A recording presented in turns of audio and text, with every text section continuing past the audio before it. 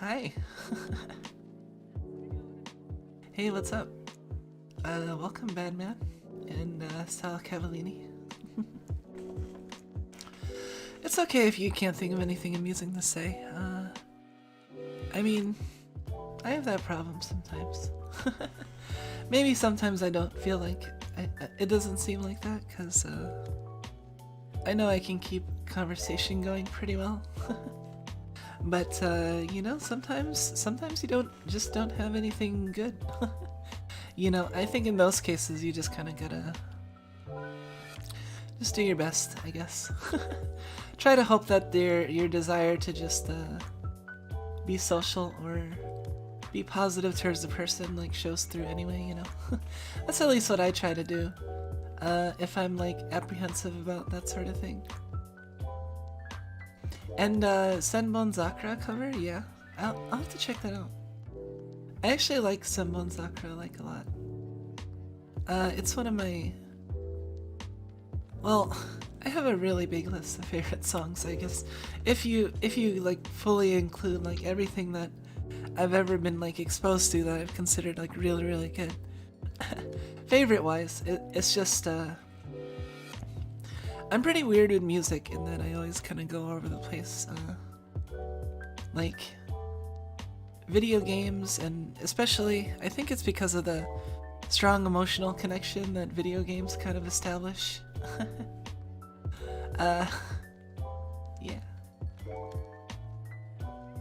You can post it in here. Yeah, sure. You can feel free. I will try to grab the link. Actually, I'll just grab it now and then I guess I'll listen to it later. This is gonna be like a really chill stream. I mean, you saw the thumbnail. I didn't spend a lot of time on it because, well, I didn't want to. Oh, and we're ending. That's it for today. Thank you all for coming. No. That's, I forgot to put it on repeat again. That's okay. We can switch to a different song from here as soon as that. Wait, let's wait for the transition.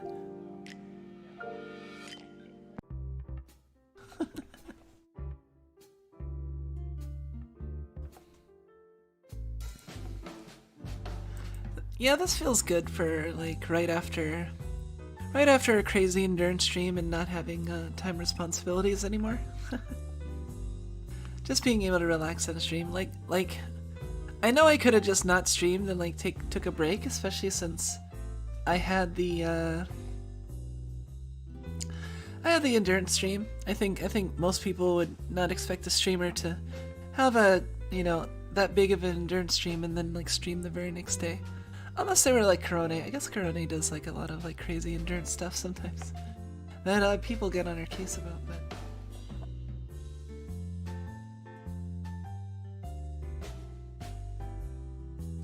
yeah, I also figured, I mean, there was a small chance that like, you know, if anyone like really liked the endurance video and decided to, you know, come by and say hi. Not I'm necessarily getting my hopes up for that. It's more so that, well, you know, I want to be available just in case.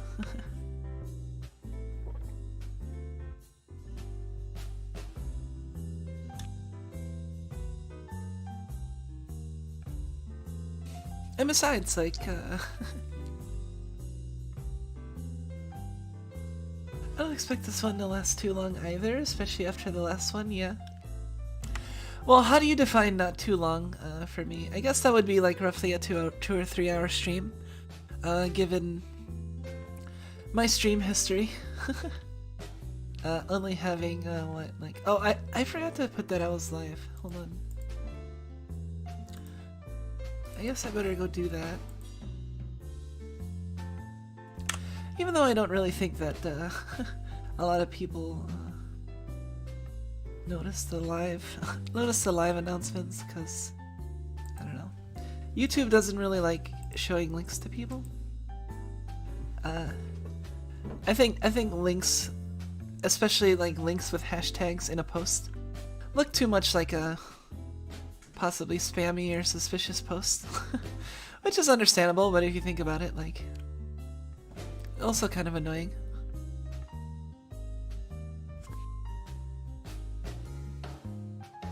Yeah, I mainly wanted to be like, you know, if anyone from the stream like yesterday or anything, cause I mean like, I know that necessarily like the hugest reception, but you know, there's going to be a chance of some new people or people interested that you know, feel like talking to the new rat VTuber.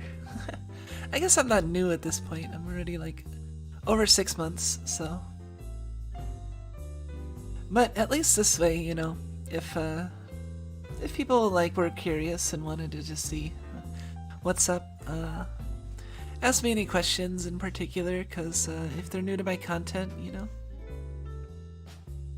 Hey, welcome, speaking of which. Welcome, Dafa. Oh, that's right. Dafa or Dafa. I guess it would probably be Dafa.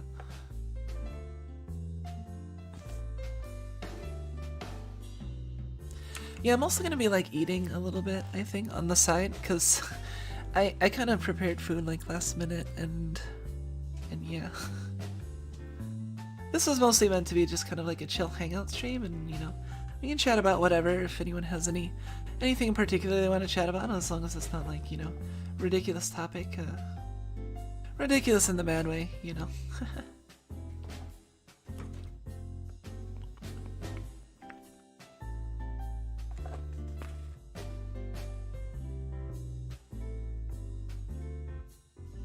What have I been doing after the stream? Yeah.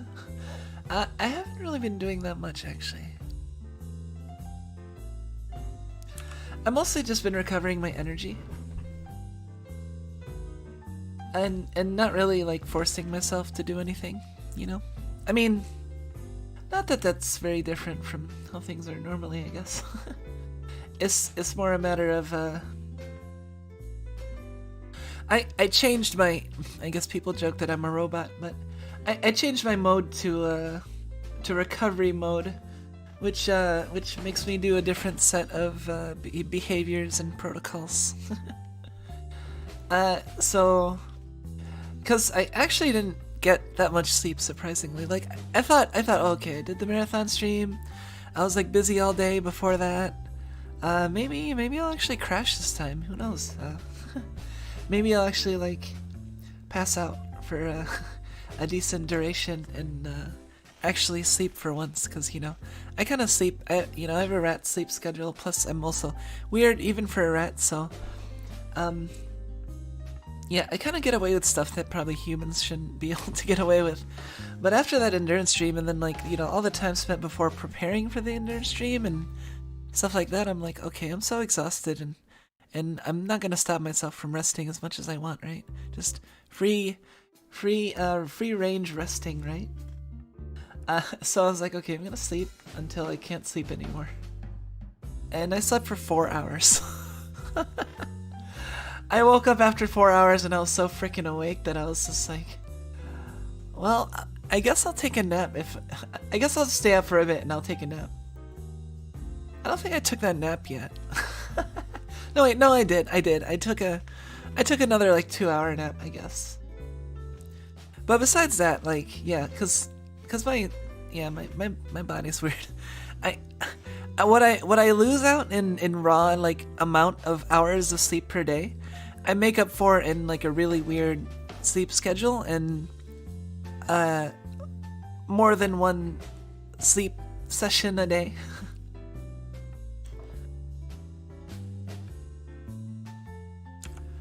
So, like, yeah.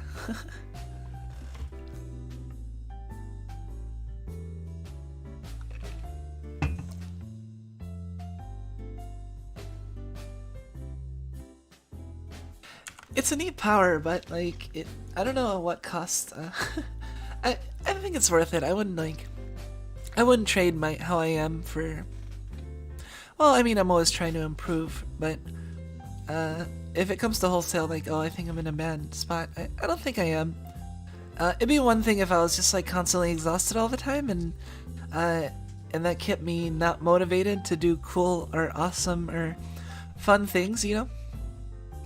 But it's not really that's the case. It's probably the healthiest form of like, well, you have a weird sleep schedule that you can get. Cause it's like, well, I sleep whenever I want. I sleep as much as I want. I just don't end up sleeping that much. And my body seems fine for it, you know? It's just that I can't, it's difficult if I want to like actually stick to a schedule though. That's the main issue. So I'm not very good at meshing with normal society. Maybe that's the reason why I'm kind of like the way I am. Cause yeah, my sleep, like I never like sleep consistently at like one specific time usually. Once in a while I'll get into like a trend of sleeping and then I'll fall out of it like usually. What else? And I mean, it's not always the case like that. Sometimes I've had periods where like I sleep like I said, I'm consistently inconsistent. It's just that I'm in recent months and probably for like a good while. My sleep's been on a real like low need. I might cycle back at some point, I don't know, depending on how things change with my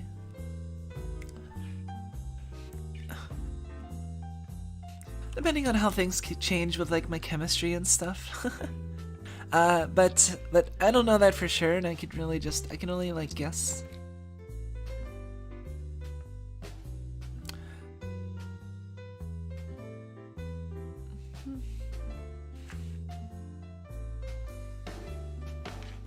Oh yeah, like the main issue is that like, you know, it makes it hard to actually stick to a consistent schedule for like long term.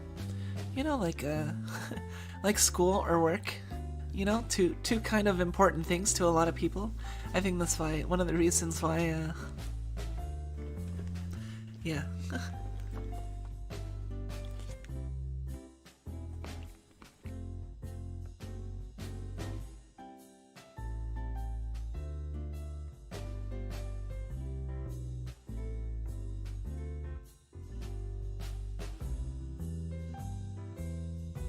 I mean, that's why I had that one like crying fit a little bit during the endurance stream. It's just that like, you know, I was like so happy that I don't know. I've always had a hard time like finding like stuff that fits me consistently and for long term, you know. And I feel like VTubing is different and interesting enough that like I don't foresee myself getting tired of it anytime remotely soon. And it's different and I can change things up often enough that I'll never get boring, you know? Also, it's very, very adaptable, you know, like it's like probably the most adaptable you can get because you make your own schedule and, you know, as long as you have people watching you, I guess, it doesn't really matter when you schedule. I mean, as long as you have people watching you and you're also satisfied, I guess, with who's watching you or how many. You might want to switch to a more, I guess, busy time if you want to reach more people. I honestly, like, my main goal isn't, like, reaching the most people, though, so I don't really mind keeping this time slot, even though my schedule will open up. And it's actually convenient for me, and I'm kind of a night owl, so it works better for me anyway, a lot of the times. But I will be opening up my stream schedule, so it's like I'll probably be streaming like around 11 or 1 p.m. Eastern time on weekdays. In addition to like the evening streams, so I think the time that I'm like least likely to stream is probably like in the evenings, after like 5 o'clock p.m.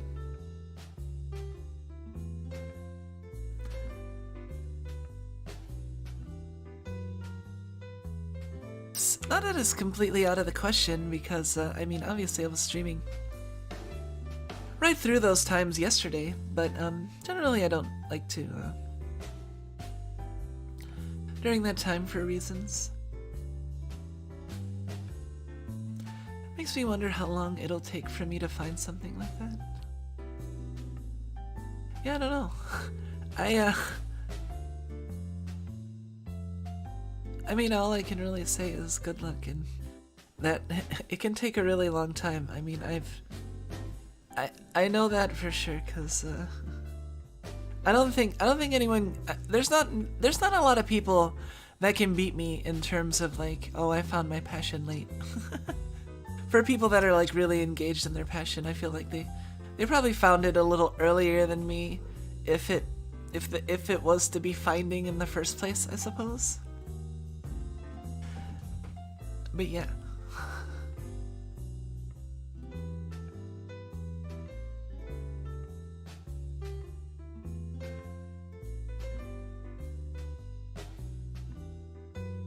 I feel like I blanked if I said like hi to Sala Cavallini or Badman. But I'm pretty sure I did. I just don't remember if I imagined it and then I didn't actually do it. Like I was like, okay, I'm gonna do that, and then I imagined it and forgot. But hey, again, I try to say hi to people that say hi to in my chat, like individually. You know, I'm not so big of a streamer that I have to worry about not reaching everybody, because it's you know, chat is like a pretty good sweet spot of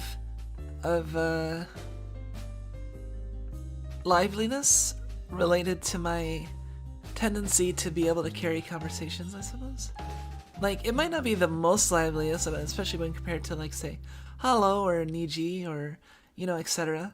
But I feel like it's more important, maybe, or one of the more important things is like is the combination of like the interaction from getting from chat plus your ability to kind of keep things going yourself. Do they mesh well enough, you know? And I feel like although I can handle like when chat is busier, and yeah, I can do that, and it might be livelier and be like different or whatever. I also feel like I'm pretty good at just kind of filling space. I mean, that might be because I'm just good at talking to myself, maybe. Which is funny because I didn't really practice talking to myself and stuff until after I was already like, okay, I'm gonna become a VTuber.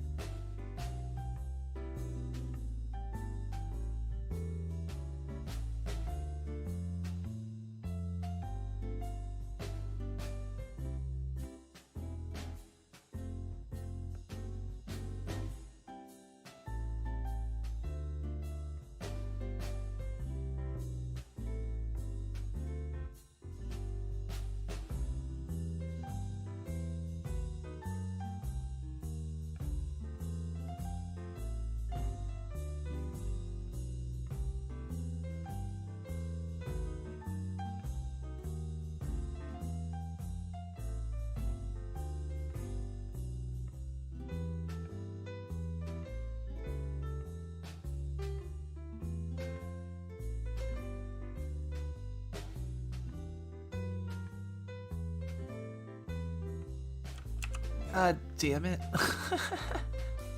I don't know how long I've been muted, but oh well. It's the lost Kumiko audio. all the audio that gets eaten up because I keep myself muted, and then I just go on talking. I'm like, oh man, wait, where did I stop being heard at? I was saying that I'm less than a minute. Okay, I can talk about a lot in a minute though. That's the thing. What I was saying is that did you hear the stuff I was saying? Did you hear the stuff I was saying about me? Crap. Now see now I'm starting to forget like what. Oh, did you hear the stuff about me saying like the importance is based on if you crap. let me try to collect this thought is a little difficult.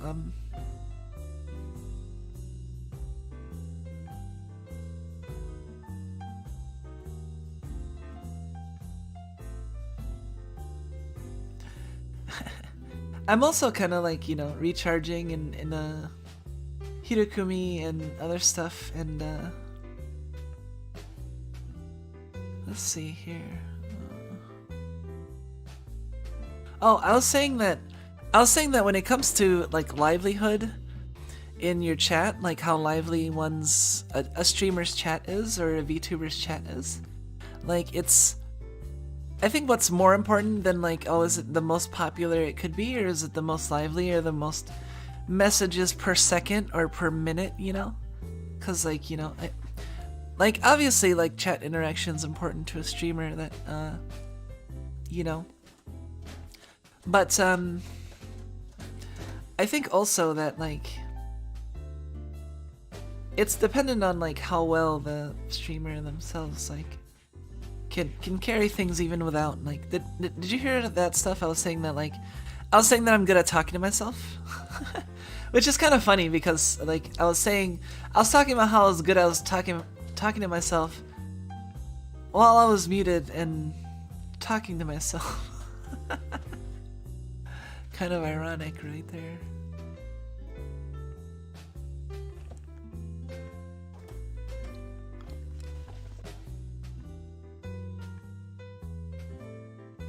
Okay, I just wanted to make sure. Oh, damn it.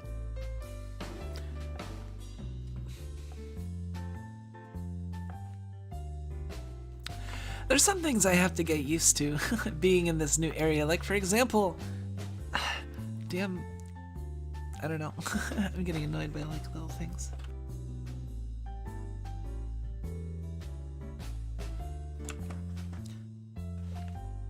The cats are kicking up a little bit of litter and I smell it, and it's just like, I normally don't have to deal with that while I'm streaming, but since I'm in the different room now and there are actually like litter boxes, it's a big room. I mean, it's a living room, but like, you know, there are litter boxes, not like too close to me, but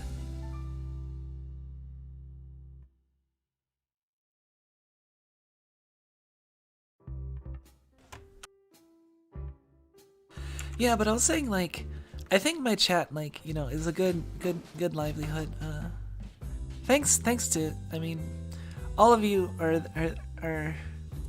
to thank, and I don't want to like give like, you know, a disproportional amount of credit to certain people who may talk more in chat than others.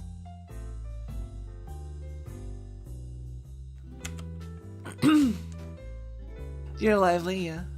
Yeah, I don't want to give a disproportional amount of credit to people that talk in chat more than others, but I do. Oh shit.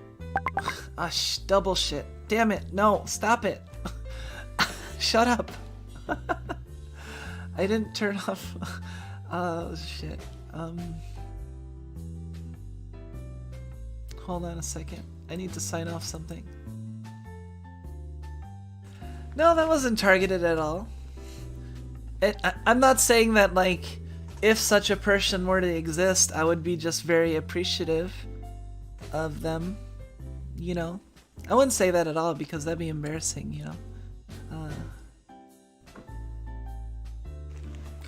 I can't let people know that I like them, right? That's like, I have to be textbook, no, I actually don't like textbook tsunderes, but, like, I do have a tsundere streak sometimes. And yeah, you're lively, hot soup. I mean, you're like, honestly, like, it's not like, that's the thing, like, I mean, even if you're the type of person that just, like, even just says hi, you know, once every, like, you know, handfuls of streams, you know, it's still, like, super appreciated.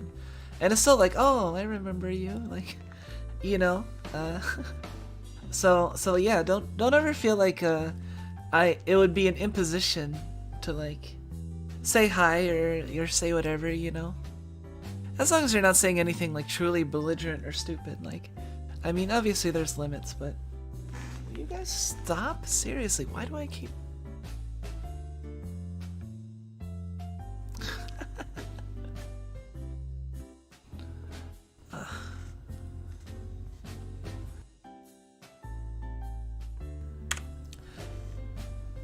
Hey, welcome, Pegvim.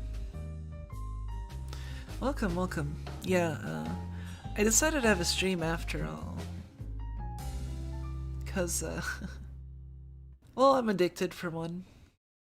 For two, I think this actually, like, helps me recover, as opposed to me needing a break from streaming, so say. Which may or may not be a good thing. That might mean that I'm growing a little dependent on it, but I don't think it's unreasonable to say that, you know, you depend on the things that you enjoy and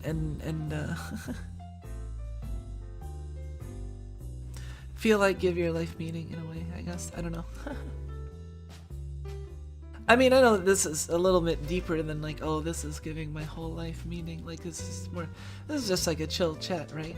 I don't wanna bring in like super deep feelings like that just to our comfy hangout session.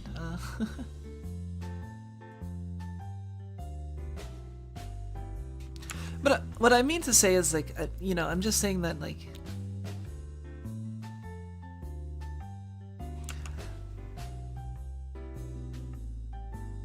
I feel like I have a variety of, I feel like I don't have like one battery that like drains and then recharges and then everything uses the same battery level. It's like I have multiple batteries that have different types of energy, and I need like the correct balance. Like I need my kitten, like my kitten cuddle energy per day that I get my fill of by you know, petting and cuddling the cats. As well as like, you know, this and that, like, you know, that sort of thing. Like it's not so much that I have energy and then like the cats give me energy and then like I do stuff and expends energy. I don't know. It's like they're like separate energy bars almost. Maybe there's like a exchange rate, I suppose. Like I can use 5 cat energy for like 10 stream power. I don't know, it'd be a really complicated system. If I turned out to be a simulation, like, I think that's the funny thing, like, you know, a lot of people are like, oh, simulation, what if we're all just a simulation? And they like are scared about that. I'm less scared and more like, oh man, I want to find out my stats. Really? I'm a simulation? What are my mechanics?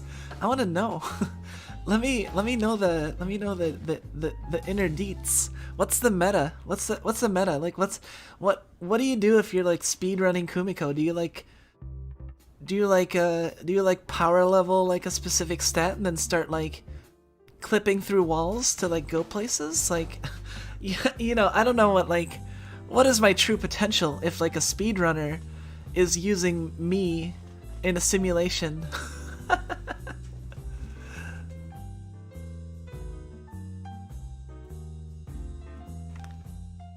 That's like my joke of like, I don't know, that's a joke that I always think of, like, I don't know, there was that one Rick and Morty or something where like Morty, I think, played a game where like the game was like an entire life and from start to finish, and like you experienced the whole thing. So it was like, holy crap, you just experienced a whole life, but it took place in the span of like a video game, and now you have to live with that, right? It's like, whoa.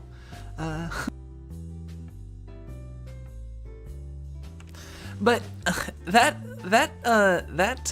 situation always just kind of made me think of like the situation of like, okay, Morty is playing this game. How well, like what's the upper limit? You know, I think they explore that a little bit in that episode, because I think like Rick played, and then people were like freaking out and being like, oh my god, he's going off the grid. Like I've never seen play like this. Like, I mean, that's basically along the same lines. But I was just imagining like specific scenarios, like speedrunners playing like, you know, the simulation that is a specific person, and like what is the true stats for like the ultimate speedrun of like, you know what I mean?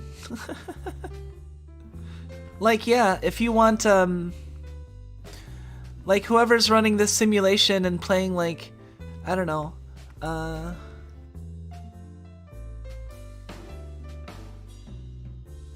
someone like, for example, playing the simulation that is Arnold Schwarzenegger might have like achieved the speedrun that is becoming governor of, what is it, governor of California? I forget what it you know, achieved like a speedrun, like get that specific person at that specific job. But like, what if you wanted, like, what would be the strats if you were going for like a different ending, or what, or like, what would Kumiko any percent look like? Would there be like some sort of weird glitch where like you can like where I could like I don't know, like phase through walls or something if I just like I've been really good at discovering glitches. I don't know if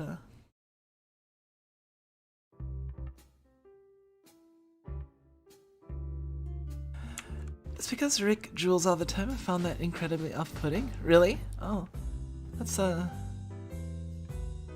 it's not something I ever really thought of, so I can't say like I have the same complex, but that's interesting that that would be a thing that would put off some people.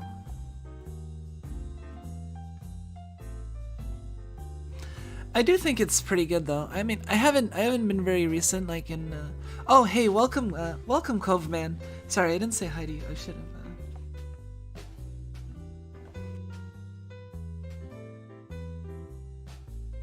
Yeah, I was thinking like, what if speedrunning involving arbitrary code execution? Maybe that's like the simulations where actual magic occurs, is people running like arbitrary code execution on specific people. Hey, welcome, Dr. HKs. Glad to have you.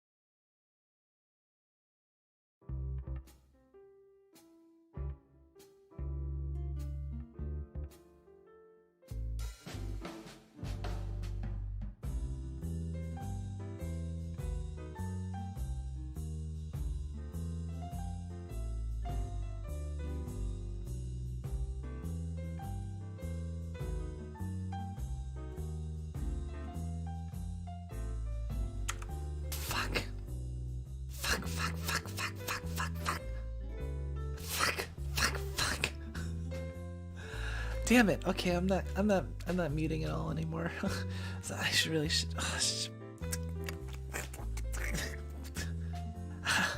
I don't know how long I was muted for. Again, oh damn it. Why do I even talk? Okay, hey, welcome Sukoa, and I don't know how long I was muted. I hope I said hi to Dr. HKs and Cove Man. And let's get the cliff notes of what I was talking about. Rick and Morty. Did you hear my whole thing about like the Rick and Morty and JoJo being fandom similar, and the stuff about about whatchamacallit? Like, did you hear all of that at all? Like, I was saying like Rick and Morty and JoJo are vaguely like have similar like fandoms in the sense that they both have the weird like jokes of like, you know, oh, that got lost, huh? Okay, I can repeat myself. I kind of remember. Cause it's the I don't have a high enough IQ to watch Rick and Morty quote that reminded me of it, and I was just saying that like both fandoms have kind of like the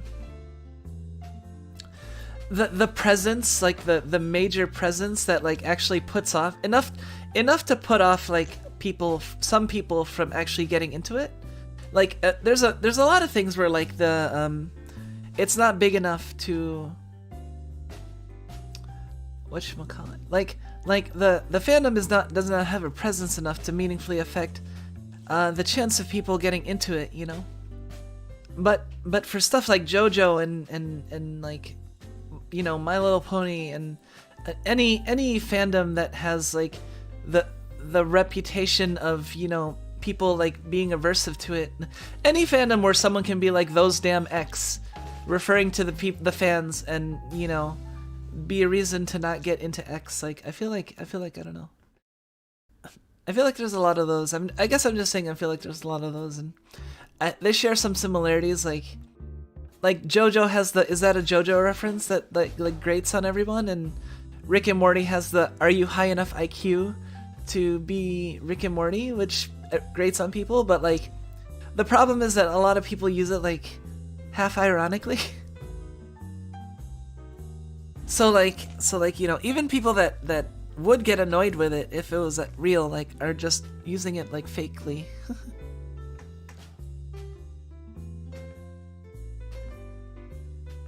Oh, hey, welcome Tori B. Like elitist fandom. Yeah, I guess it's the elitist fandom meme, right? Like different fandoms have a sort of, I guess not all fandoms have an elitist meme, right?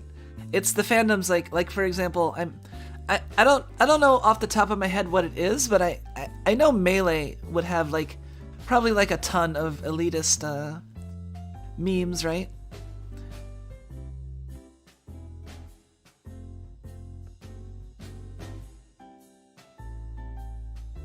I'm trying to think of like what what memes, like, I don't know, like there's always those flavor of like elitist memes that's like exist, and I think for JoJo it's, you know, I guess with JoJo it's not so, I guess I wasn't getting at specifically elitist memes, because with JoJo it's the, you know, the is that a JoJo reference? That's not exactly an elitist meme, unless it's elitist because it's specifically trying to assume that everything is related to JoJo because JoJo is just that awesome.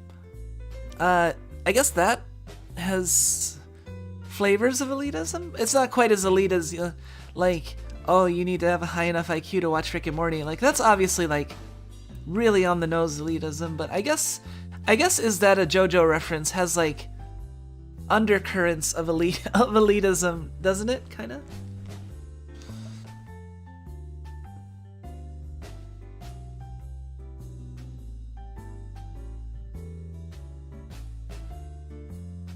Rick and Morty started the whole Sichuan sauce thing, and I think that's their biggest impact. Did they actually start that? I don't actually know if they actually started that. I could have sworn it was a thing before Rick and Morty, and Rick and Morty just kind of tapped into that and then kind of like blew it up even more. I thought it was like a minor meme before that. I could be wrong.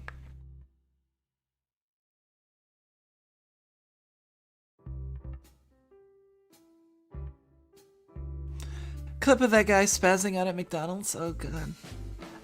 See, that's why I don't watch the sort of clips. Like, I'll always have respect for streamers and VTubers and people like Pippa and other stuff that like watch, like, I don't know, those a lot of cringy stuff, I guess, and those sorts of people. But like, I can't handle that stuff, honestly. It's like it affects me too strongly. In terms of like that kind of cringe, I guess. I'll see it sometimes, obviously, right? But like, I can't. I have to say it's something I like minorly like avoid, and will actively avoid a little bit, as opposed to like, oh, you want to see this clip? Like if I'm bored, and I have option of like cleaning the litter box or randomly watching this video on like a really cringe thing like that Sichuan sauce thing, I would clean the litter box like every time. And then I would still put off watching the thing, because I put off videos all the time.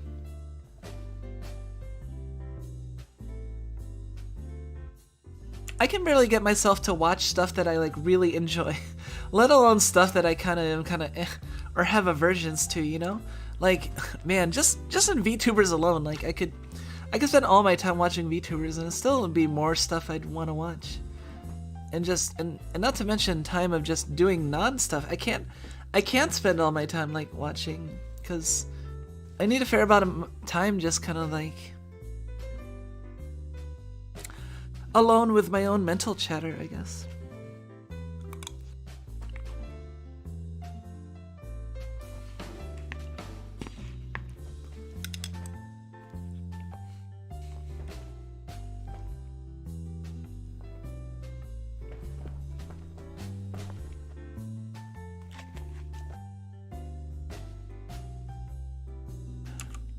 What do you mean, pick up artists? With the scare quotes?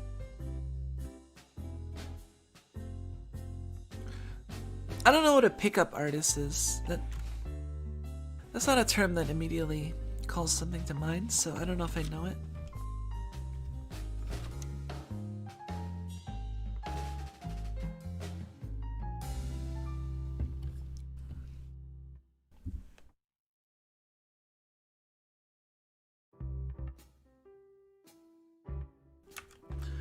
Oh no? Is that bad to not know?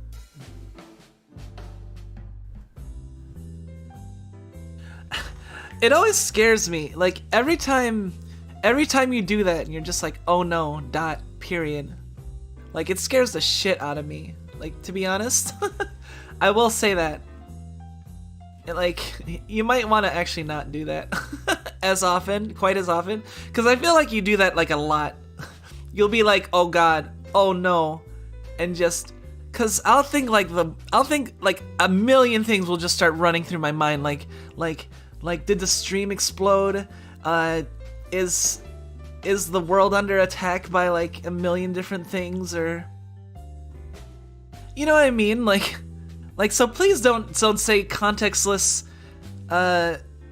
exclamations of a possible terror, horror, whatever. I don't know. It's just to say like, oh no, you don't know, or something, not just, oh no, dot. Because I will freak out in the time it takes for you to actually explain why you said oh no, by the way. Just so you know. Because literally, my mind will just like see that and immediately just be like, what are they saying oh no about? Like, like that sort of thing happens. Like I get like I don't know, maybe that's why I'm like so bad with jump scares sometimes. Like also, like, if I'm like driving and like someone honks a horn like anywhere in my vicinity, I just immediately, like, all my senses just get fired into overdrive, just looking at everything. Like, why is this horn going off? Is it me? Is there something on my roof? Like, is there someone about to stab me from behind? Like, that's been waiting in my passenger seat, Like, did I accidentally, like, I don't know. You know what I mean? Like, I'll just, like, every possible thing will just kind of, this is how my mind works, by the way. I'm kind of, like, my mind is kind of always on fire a little bit. But yeah, like, like specifically when it comes to that sort of stuff, where like it's like an alert for like, oh, something possibly bad is happening that might involve you directly, and like I don't know what it is yet. I'll like I'll just immediately stop everything and just be like, what's happening?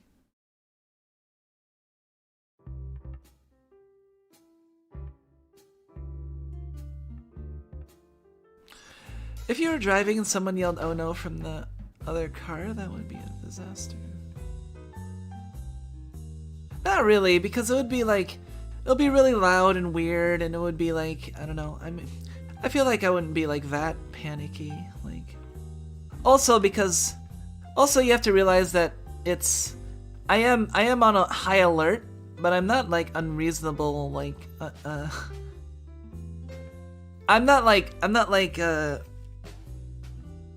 I'm on high alert, but I'm not frantic. That's the best way to put it. I'm on high alert, but not frantic.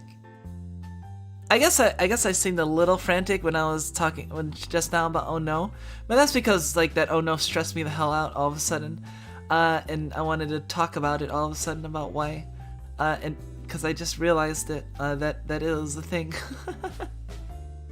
But yeah, that's the thing. Yeah, it's basically like, yeah, bikurishita moment. Like, just, I guess, I don't know, like, cause bikuri is like, you can be surprised, but like, for me it's, some people are like surprised and then they're like, oh, panicking, I don't know what. But for me, like, I guess no, that's why. I think that's why. That actually might be why I get so scared of jump scares sometimes. Cause I think my mind will automatically like how when you touch a burner, and your mind automatically like your nerves are programmed so that by the time the impulse reaches your spinal cord, it's already triggering before it even reaches your brain, like that sort of thing, like an advanced preparation. I feel like I have that with things, with like my awareness. Like if something surprising happens, which is why I never get like surprised when crazy shit happens, like either just in public or like when I like got into weird accidents, like the hood slamming into my windshield, completely obscuring my view going 80 plus miles an hour on the freeway, and I was just kind of like, oh, I better pull over. I think my mind will instantly evaluate like how focused do you need to be here? Like two things. How focused do you need to be here? How important is it? And two, like what's the best immediate reaction? Like what's the best strategy, right? So if something like really dangerous or like high alert, like oh my god, this is could be like, super dangerous for you or others, happens on the road, my mind doesn't go, oh, that's crazy, you better panic, No, like my advanced prep is like, okay, this is serious, like get into gamer mode time. Pull out the gamer mode. We'll worry about the human emotions later, So that's in a real dangerous situation, right? But in a jump scare, I'm playing a game and I'm immersed in a moment where I'm just like oh my god, I'm scared and I'm immersed and stuff like this. So I feel like that turns off for me, and then also like that turns off. So I'm really into it, and I don't get that immediate like I feel like it. My brain like lets me get scared, I guess. And cause like I don't know, if it wasn't like, for example, I'm like less scared of like if of supernaturals in video games, like in video games where they can jump scare you, than in real life. Cause at least in real life I can punch them in the face or say fuck you or give them the double bird while they're devouring me alive, right? But in a game, I can't do anything except what the game is trying to, like, allows me to do,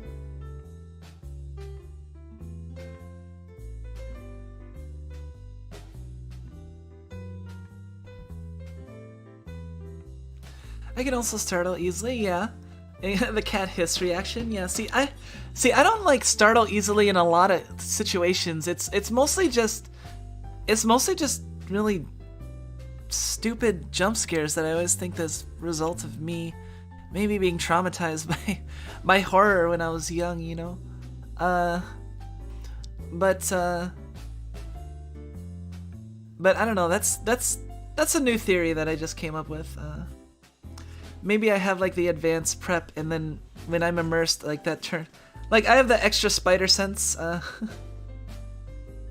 guess it's rat sense, Kumiko sense, but like that turns off when I'm immersed in games that were like, you know, so I have a chance to get more startled.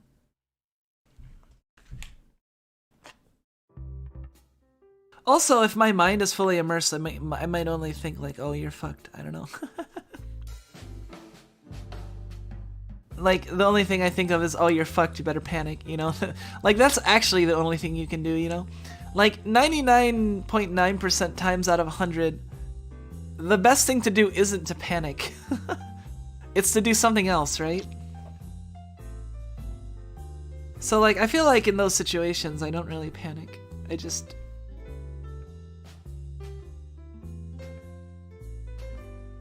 Otherwise, I don't think I'd be here right now. To be honest, I would have been, oh man, like, if I would have panicked during that robbery at gunpoint, or if I panicked in the freeway during that one accident, or if I panicked during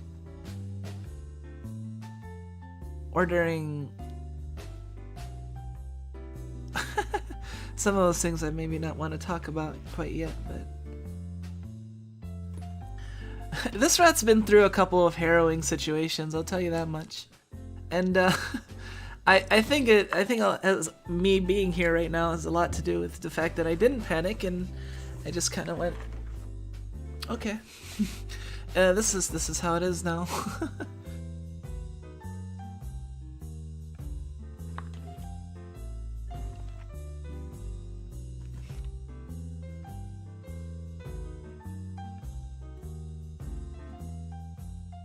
Yeah, maybe my amygdala is broken.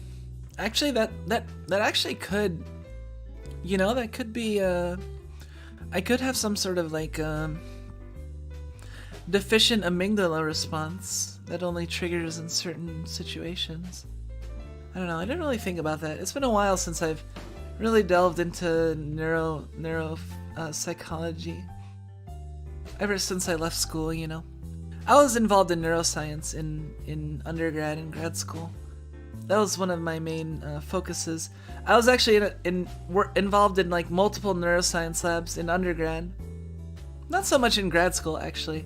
I kind of diverted my path to other things before ultimately leaving.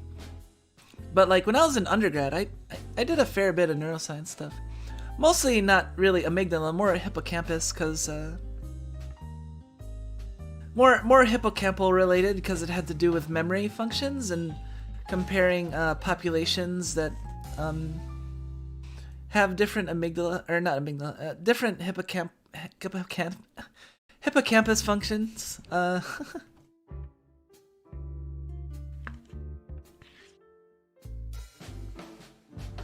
Like, for example, comparing like the young and the old.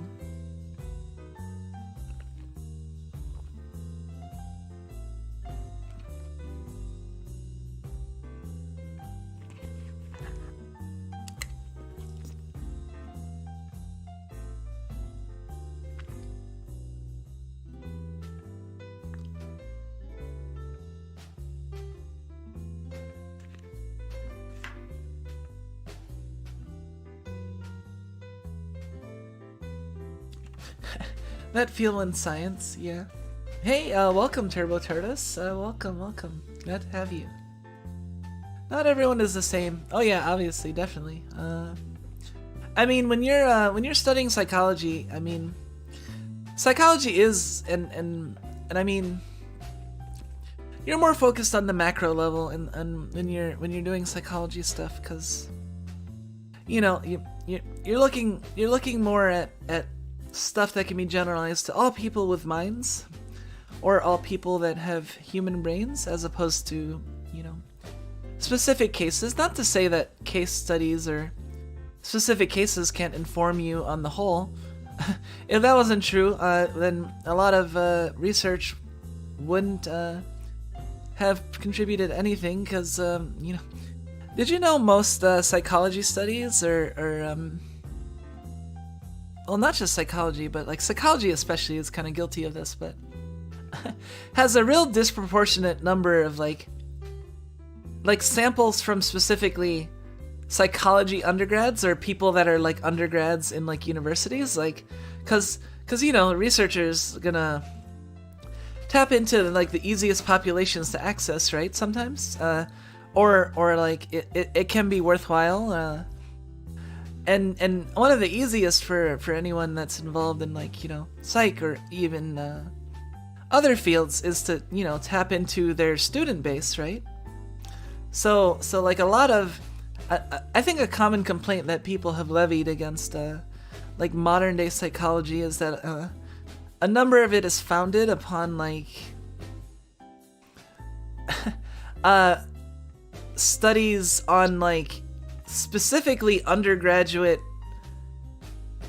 like US and EN populations, you know, which is like a very different demographic from, say, you know, a lot of other places and contexts in the world, you know, age groups, cultures, etc. Like, you know, undergraduates in English-speaking universities is a very specific subset, right? Especially undergraduates at an English-speaking university that are enrolled in these intro to psych classes. Like, intro to psych students are like the most like surveyed or tested upon probably population out there. Hey, welcome, Fiddlewat. Yeah, I guess I still have some, you know, I've always worried, like, man, it's been so long since I'm out of school, like, I probably can't talk at all about, like, sciencey stuff anymore. I'll probably just be like, what? Just look it up. Just wiki it. I don't remember anymore. But I guess I remember a few things about my time there, which is good, I can share it with you guys. And I can give you the download of the academia from someone who's been on the inside, you know? Which I suppose is not a very common thing for a VTuber to be able to do. I guess I'm just trying to be very exceptional. Well, I'm not really trying. I'm just trying to be me for the most part. And hey, if I turn out to be exceptional in a number of ways, that's pretty good. And I'm also always trying to improve myself too. I think that's important. You know, you may not be exceptional in one or even many or any things right now, but you know, everyone's at a different stage of their growth, I think.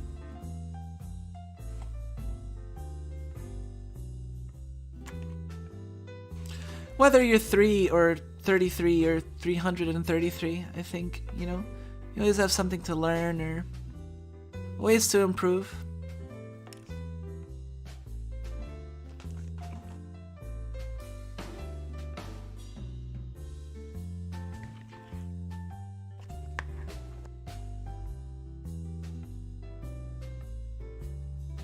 Well, that's the thing, like, I still would consider it trying, because, like, you know, it's not like I'm trying to be bad, you know? I am trying to be exceptional. Like, one way you could describe what I try to do every day is trying to be exceptional, I guess. But, like, just because you may be considered exceptional to specific people, or even to a lot of people, you know, that doesn't mean you can't keep striving for it.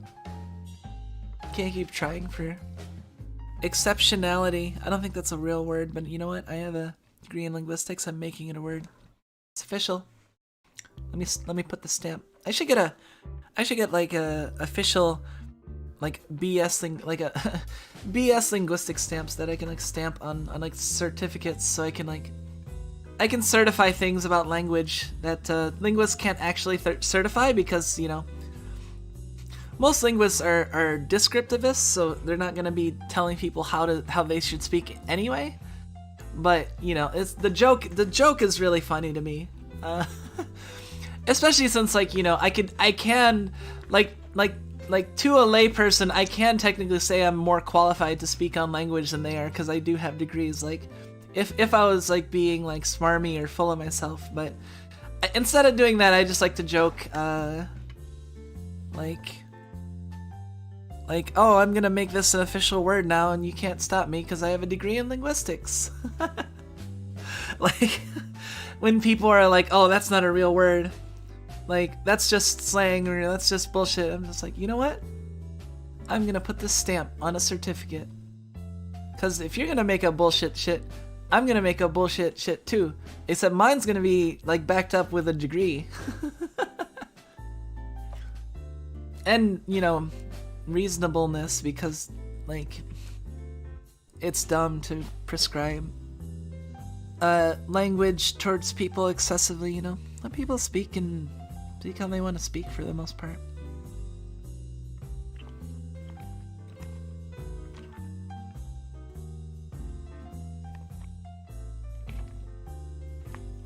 Note, I say for the most part. There's always, you know,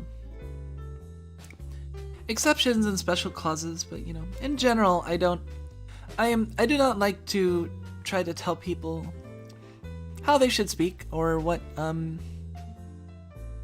is or isn't worthy of being, like, a real aspect of their language, you know? I'm like trained to be descriptivist too, so it's like I can't even, like, you know, if someone has a idiosyncrasy in their speech that I haven't encountered yet, I can't even say, like, oh, that's weird, or all I can really say is, oh, I wonder how widespread that is, you know? I mean, yeah, there's still stuff that grates on me, and then I do have my little pet peeves, like different yours and stuff, and they and their. I mean, yeah, that things bugs me, and when commas are in a different place, yeah, but that's a little different from what I'm talking about with descriptivism and prescriptivism.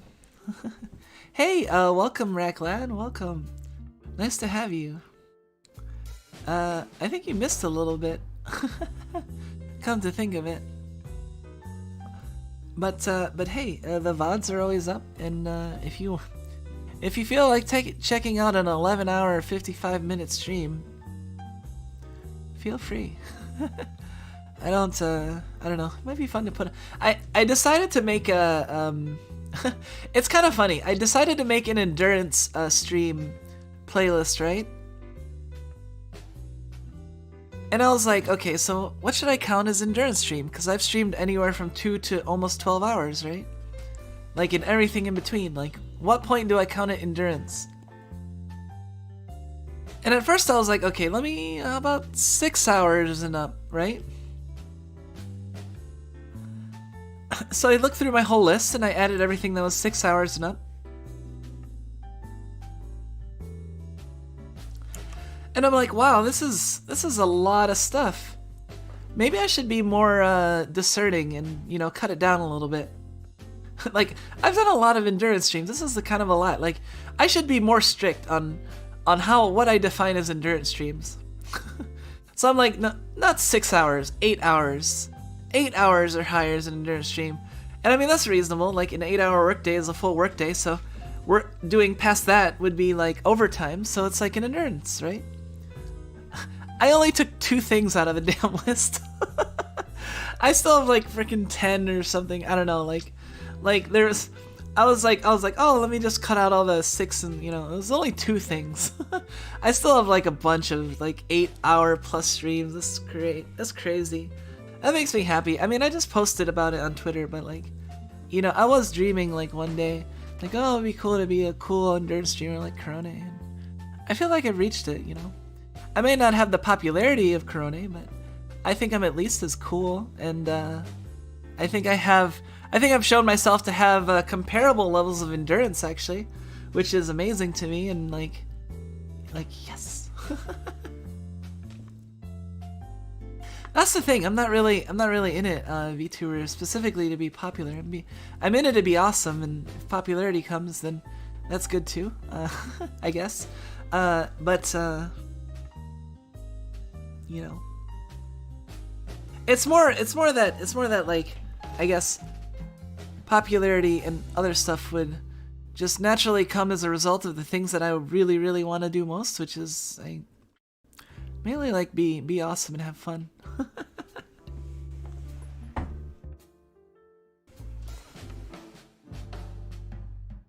Busy at work? I'll check those. Yeah. Well, you're in for a treat if you know, if you got a 12-hour. That was an emotional journey, if I have to say. That's honestly like the biggest fatiguing part. Like how many people can say that they've cried that many times in a stream, let alone a Pokemon marathon draw stream? And it wasn't even like none of those were even like sad cries either. They were all like happy cries. It was either happy because I felt like I found my passion, or happy because I was making it to the end of the challenge, or happy because the music was so significant and I reached this point, or like, I guess there was this kind of tears over being worried that I wouldn't make it, but that was more like, I don't know. That was mostly happy tears. So yeah, if you notice that I cry in my previous streams, or especially like in that marathon stream, don't worry, because they're pretty much happy cries. It's for the most part.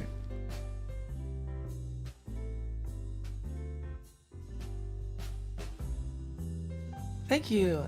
Yeah, fame is just a side effect. You know, like I don't wanna focus. Like I've never really like been like, oh man, I gotta be famous. Like honestly, I kind of want to be a little more low key than that. You know, maybe if I can just be like the underdog, dark horse VTuber that the really cool kids like pass around and are like, hey, have you heard of Kumiko? Low key, she's like pretty freaking amazing, but like, don't tell anyone about her because you don't want her to get popular, you know.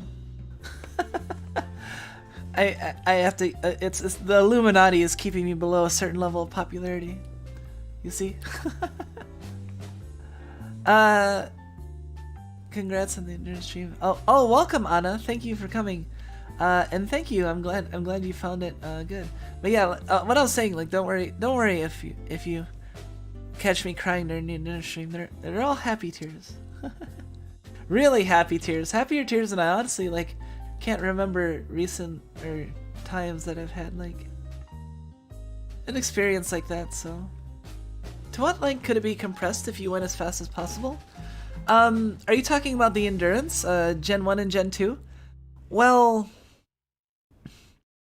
I feel like I would have to like analyze my footage a little bit to like record like how long it took me to get through X, because I gradually like accelerated in speed as we got closer to the end, mainly because I had to. We would have ran out of time otherwise, especially with also taking breaks and pacing myself, you know, and not overdoing it, you know, stretching and etc.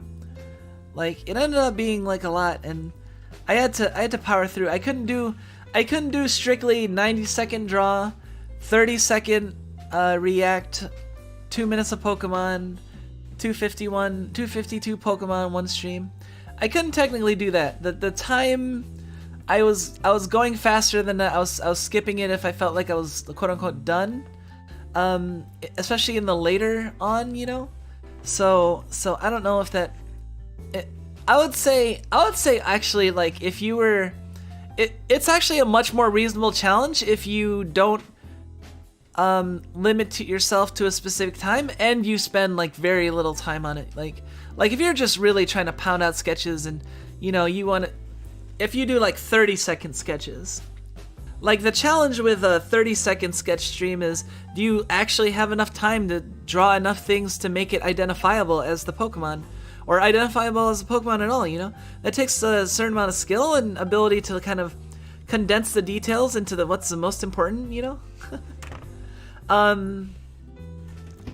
So like, yeah, different constraints. So like if you're just trying to like near the end, you'll see like that's more of like a I'm rushing as fast as possible almost. While in the early point, that's like I have a good amount of time and I'm comfy, you know? So you can see the different flavors of like how the challenge might go depending on the sullen challenge, yeah. Depending on how it'll go, depending on like how much time you're giving yourself to draw and react and stuff. Cause yeah, if you're just trying to like pound out like, okay, I'm just gonna draw. Do you guys know what this is? Or like, you know, it'd be a fun game. The 252 draw Pokemon, like with streamers that have like a good amount of people. There's probably a sweet spot, but like 252 Pokemon. I'll start drawing like Pokemon Pictionary 252. Pokemon 252 Pictionary. Like I'll start drawing a Pokemon, chat has to guess which Pokemon it is. When I see someone in chat guess it, I finish and I'll move on to the next one. Like that would be a cool idea. I could see people doing that. Like I don't think I would have been able to do that because I don't think there was enough people like in chat to be guessing and you know, and also like, you know, but for someone that has like, you know, a considerable number of streamers, like in the level of like 10 to 100 to maybe close to, maybe not, I don't know how well it would work with like someone like Gura, because I'm just thinking like there's so many people chatting that like everyone's just gonna guess every Pokemon right away, and she's just gonna glance and see it when she like draws a dot and be like, oh, someone guessed it, and then move on to the next one. I don't know. I'm just thinking like how many people there are guessing will like affect it, because you know, the more people more fans you have, and the more people thinking about it, right? The more likelihood they're gonna get it sooner, right? So like a really popular streamer could probably do Pokemon Pictionary in like a really short amount of time, you know, because all they have to do is like go like. Well, honestly, like, I think you're only limited by chat delay there. What else? Yeah, the chat delay is really what gets you.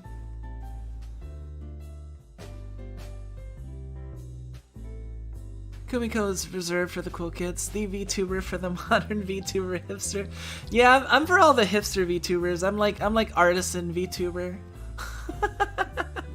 Do you like that artisan VTuber that's only grown in one place on the planet and has really special harvesting methods that no, I'm not super expensive though, that's the thing.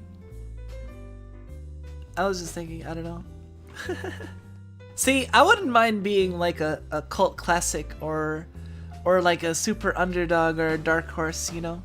Or like if I was a fan to like my favorite VTubers, but like I was not popular at all, I would prefer that to being really popular, but my favorite VTubers like don't give me the time of day at all. You know, like not that I'm saying like your guys' recognition and attention is not valuable or important to me. I'm just saying that like I don't know. You know what I mean? Like, I'm just saying that, like, you know, it's not about like me just, oh, I need as many people in my chat as possible, and I won't be satisfied until I have 1 million subscribers and 1 million Twitter followers, even if half of those people suck. Like, like, you know, I'd rather have like the smaller focus group. So you guys are cool. You guys are all cool. I'm glad. Like you know. I mean, that might not, you know, you never know. It's not like it's completely restricted. Like, anyone can watch my videos, right? But, like, I'm really happy with the people that have come to watch and hang out and stuff, because I feel like my viewers and my snugs and stuff are really cool and been really nice and make me want to keep doing this for indefinitely, you know? And I'm really appreciative, so... But at the same time, you know, it's not like, I don't know. I just see some people that are like really focused on the numbers, you know, and it's just very foreign to me in a way, I guess. Like, I mean, yeah, numbers are important, and yeah, when I look at the numbers and I see that, oh, my endurance stream got more views than it ever did, you know, and I'm like, oh, that's cool, yeah. But at the same time, it's not like, I don't know. Some people are kind of like at any cost, sir, and I'm like, no, I gotta do it my way.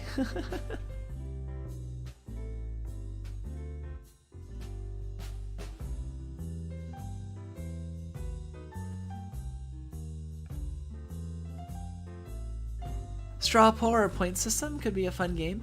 Yeah. Like that is a good idea. Like honestly, one of the reasons I kind of want to become a big VTuber is because I feel like I can actually help, like honestly, like help, like I can give people like inspiration and ideas and fun and motivation, and I don't know, like I feel like I have some good ideas, and I have the potential for a lot of people to have fun with my content, you know? And I want to spread that fun and share it with more and more people. That's the main motivation with me, honestly. Like, I don't know, that sounds kind of like sappy and kind of like too good to be true almost. Like, oh, I'm just here for the fun and the happiness of everybody around me. I don't know, it sounds very like fairy tale-ish and not realistic, you know? Gotta put food on the table, you know, that sort of thing. But honestly, like, I'm a special case, you know. I can focus on you guys and not worry about not worry about that sort of thing, like the bottom line. I can focus on what's important. I'm lucky because I'm, you know, I have the support from people that are very supportive. 100% organic VTubers. You know, that's actually a good compliment, honestly, you know, like, cause I don't know, I feel like organic VTuber is a good VTuber, because I don't know, when I imagine an organic VTuber, I imagine a VTuber that's just like that's very them, I guess, you know? Like, you can have a VTuber that's like, it kind of feels like they have the front, you know? And I mean, there can be an appeal to that, like, you know, maybe like gradually discovering the deeper over time or other stuff, or maybe you just really like their character they play, you know? Who knows? But like, I feel like organic VTuber for me implies like, that's just them. that's not a VTuber, that's not a character, that's just them. They're just, you know what I mean? Like, they're VTubers where the VTuber is kind of more character, and VTubers where it's just like completely them, like not even remotely different, you know? I guess that's what I would consider, I guess, more organic versus less organic. If I had to, I don't know. I still wouldn't want to be like rating people or like putting people on a tier list, you know, like this person's more organic than this person. But like, if I were to like consider the idea of an organic VTuber, I guess that's the metrics I would consider when it comes to organic, you know, like, how natural are you? I mean, organic, natural, right? Like, how natural of a VTuber are you? Are you how natural versus what? Like, I mean, the obvious pair to that is artificial, right? Like, how can you be an underdog or a dark horse if you're a rat? Well, I don't know, because under rat and dark rat sound like very different things than underdog or dark horse. Under rat and dark rat just sound like level 1 and level 5 farmable monsters in an MMO. Like, I don't know, like I can be an underdog in Dark Horse. I don't have to restrict myself to just being a rat. I mean, you know, that's honestly part of the if you ask me, I mean, I guess that's part of my philosophy over my cat ears on my hat. Be what you want to be, you know. I like cats, and I think they're cute, and I think I share some similarities with cats, so I will wear this cat hat. And in some ways I am a cat, but I am also a rat.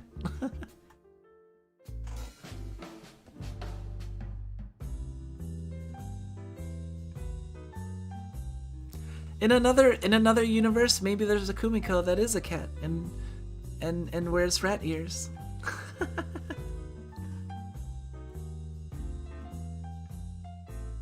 I like my VTubers to be cooked in-house. I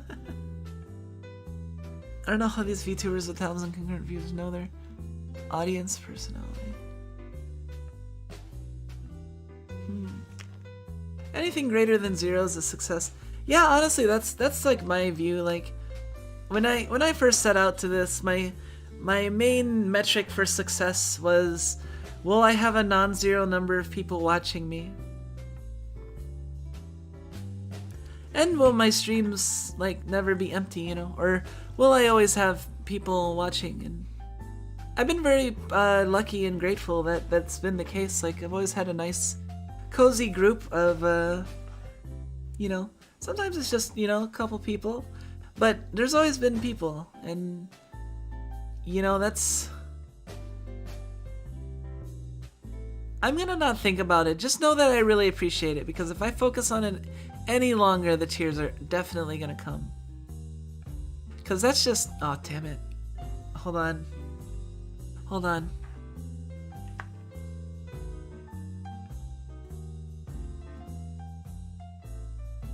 Sorry. It's just, was I... Well, now I'm starting to lose my train of thought, so I think I'm just gonna let myself drop it, because now I'm starting to forget what my tears are about. A little bit. Alright, we're just gonna move on. I'm not gonna think about it.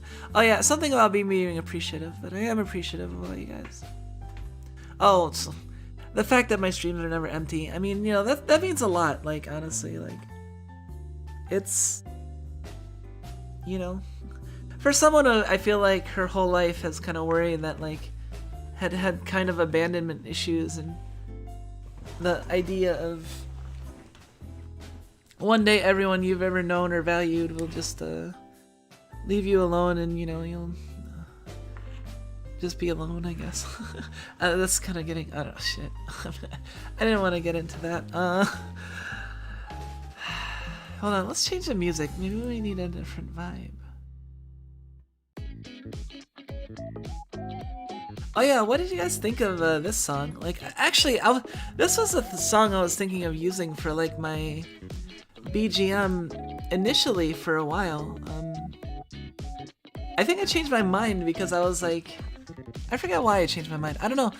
I might have either heard, like, a certain other streamer use it and was like, I don't really want to use it now. It's either overused or whatever. I don't know. But I honestly don't know who's used this, or I can't remember, but... Gotta get the pocket sand out of your ass. Yeah, stop throwing all the pocket sand around, jeez.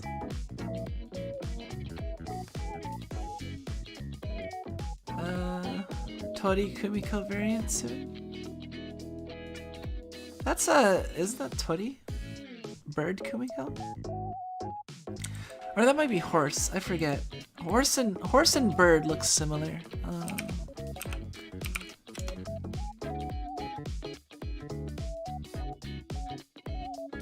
Oh yeah, that is horse. Horse Kumiko. I don't know, me as different animals would be kind of amusing, but... Same here, it makes me conservative people who see quantity over quality for their audience's dynamic. Yeah, that's... I'll never name specific people in that, because I don't even think I would have to, you know? It should be obvious, if anything. But that really sucks when, I don't know, people lose sight of what's important, you know? It's not about the numbers, it's about... I shouldn't speak like I'm on a pedestal or anything, no. Authenticity is a strange and nebulous thing to apply. Yeah, that's why I wouldn't really start billing myself as like, oh, I'm an organic VTuber, as opposed to, you know, because I feel like the thing with labels is that they exclude as much as they include. So before you use a label, think about what you're excluding as well as what you're including, you know? by saying I'm an organic people, I'm excluding people that might be considered inorganic or not organic, and who decides whether they're organic or inorganic? Well, I've suddenly decided that I've taken sides and that everyone's either an organic or an inorganic VTuber. You know? That's like by taking the label of just organic, you know, that's like that's why I wouldn't actually bill myself as that. And I tend to, and I mean, I guess that would be a bad one too, because it's kind of like it's like saying you're a good VTuber, or you're one of the, or like rating VTubers on a tier list of who's like good, that's why you never see that in like Hololive or other stuff, like people don't want to do that sort of comparison. But like, I mean, organic would be another example of something that's kind of like along those lines, because like if you're saying, oh, I'm more authentic a VTuber than other people, then I mean you're trying to make sides and then take it, I'm not trying to take sides. Even if you're not a quote-unquote organic VTuber according to the definitions that we just discussed or talked about, like whatever, you do you, just try to succeed and hope you do your best, even if you're not quite as organic as the next person. that's not alone is what important. Everything is factors in, And hey, glancing at my viewership, I do see that it does seem like there was a meaningful impact on that due to that endurance stream. So it's impossible to say that was a flop, because I can see the effects of that, So, and I mean, I would never say it's a flop, because having the saved footage and having the experience under my belt is something that can very difficult to take away from me,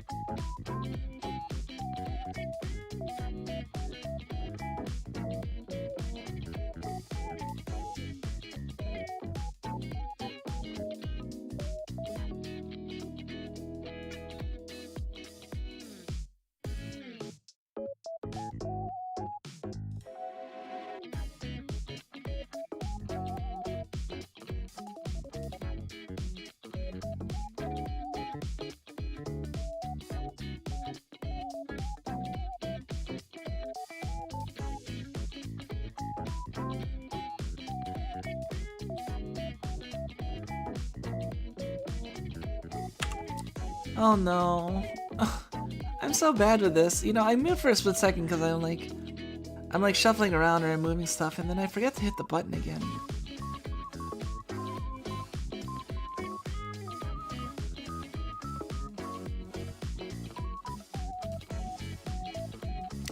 Thank you. Yeah, hopefully it's a little obvious when I'm muted versus I'm eating, and I do appreciate when people say that one wasn't long. Okay, that's good. Cause yeah, I was talking about some important stuff. Like honestly, it's important stuff, like what was I saying? Oh yeah, the experience, I really wanna experience like a lot of when I do challenges that people I look up to, it's fun and it's exciting, and I get to add more to the Chivos, If this is a simulation, man, my Steam page, like the person playing me as a simulation, I bet you has a lot of cool achievements on their Steam list. Something like that. I guess that's the mentality, I guess I look at it. Like, I don't know. I like, honestly, like, see, that's the thing, like, yeah, if I ever reached, like, say, 1 million subscribers one day, like, wow, that's amazing, that's a significant achievement, like, very few people in the world have ever done. But that's one achievement. That's still one box out of, I mean, you know. However, that Pokemon stream and getting the shiny, that's 2 achievements. So you can almost see that as like twice as good as getting 1 million subscribers, couldn't you?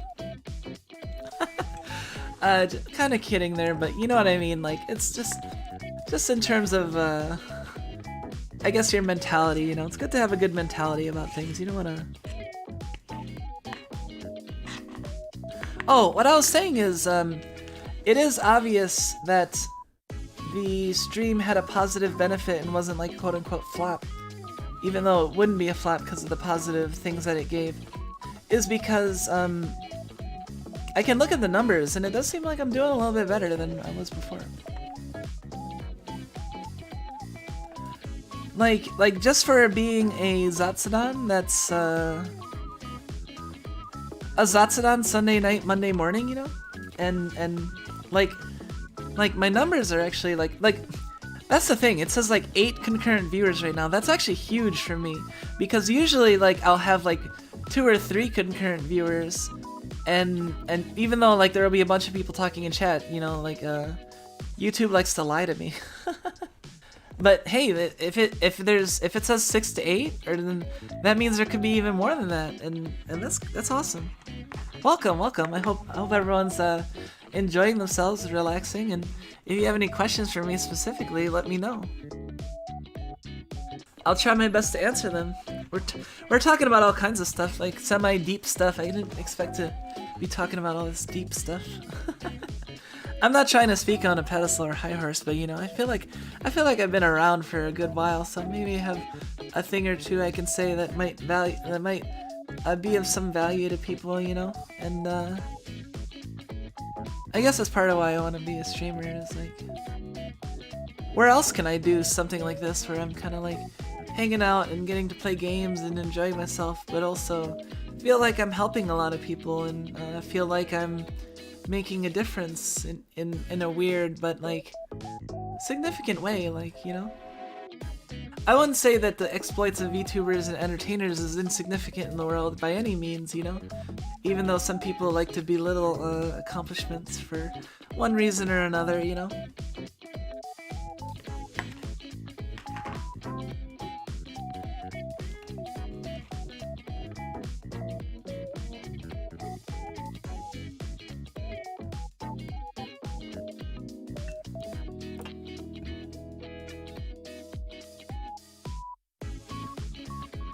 Like the tweet you put out that you figured out has some more accurate numbers on your streams. I think you actually had like three times the numbers. Oh yeah, I should look at that actually. Cause yeah, it was like I wasn't getting like analytics for a while, and then I thought I got analytics, and like the numbers were like really surprising, I guess. Which is cool. You know, if I'm starting to get out there.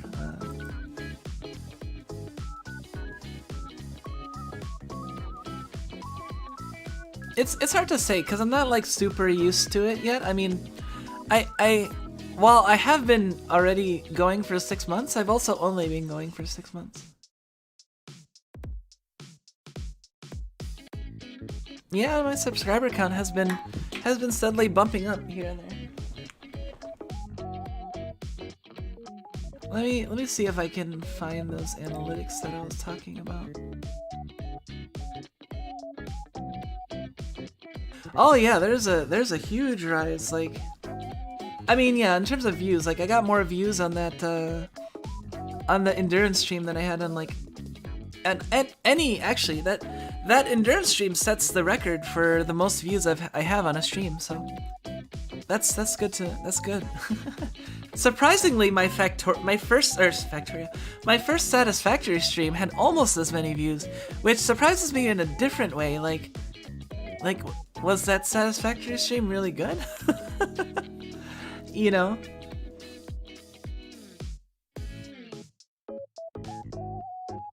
Oh, wow. Yeah, I'm gonna have to show these numbers afterwards, because that's actually kind of cool. Like seeing the big bump all of a sudden, and hold on, let me see my reach. Oh my god. Oh, it's just like a straight up. Oh, that's cool. Well, I mean, we'll see. I'll probably level out or go back down a little bit, but you know, it's still neat to see big spike there. I guess it does kind of give me a pat on the back.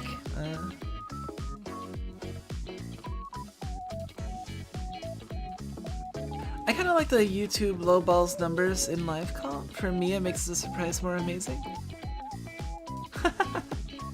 That's just Twitter people. A lot of people only follow Hollow on Twitter, but not actually watch the streams.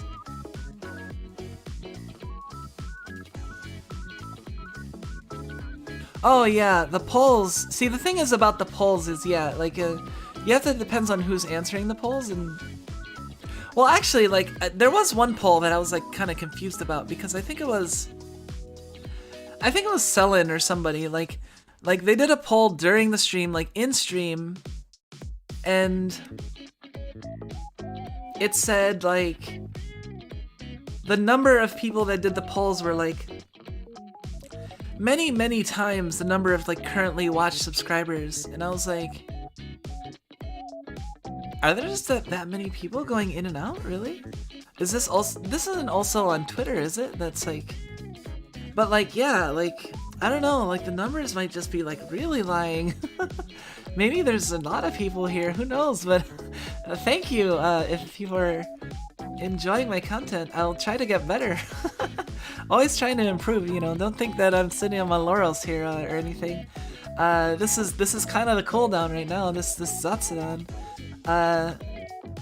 There's still a lot of cool things I want to do in the near future, like the next big endurance slash like I guess difficult thing I'm gonna try to do is shiny hunt in honor of Fubuki and her shiny expedition, and also all the other people doing their shiny hunts, and also because I've never had a shiny before, you know. So yeah, I was thinking I was gonna hunt shiny Azelf. I'm not quite at the story yet where I can do it. I think if I did like one more Pokemon stream, after that I'd be able to hunt shiny Azelf freely if I wanted to. So we might, yeah, that might be like the next stream. So I might schedule a Pokemon stream, and then after that I'll plan out when I'm gonna start doing the shiny Azelf hunting. And I mean, obviously I can't say for sure how long that's gonna take, because I mean, y'all saw how long it took Fubuki. It shouldn't take me that much time, knock on wood, because shiny Azelf is a lot easier than shiny Magikarp in that it's a soft reset process, so it's a little more consistent on how often you can encounter and the time you have to wait. See, the thing is, Fubuki had to like encounter every Pokemon and then either run or you know, defeat it and then catch the next one, and you know, sometimes it would take forever to between catches, right? But in this sort of hunt, like this shiny Azelf and stuff like Callie's Giratina hunt or Sana's Rayquaza hunt, etc., like you really just have to save in front of something and then just go into it, check the shiny, and then soft reset, and then keep doing that until you get a shiny. So it's a little bit more streamlined, it's a little bit easier. So it's not quite as grueling as Fubuki's Magikarp experience, but it still will be my first shiny, and it is it's really exciting to me. So yeah, if I can do that in Fubuki's honor, and yeah, that would be cool. And then I can say that I, you know, did a shiny hunt on stream, and I can add another achievement.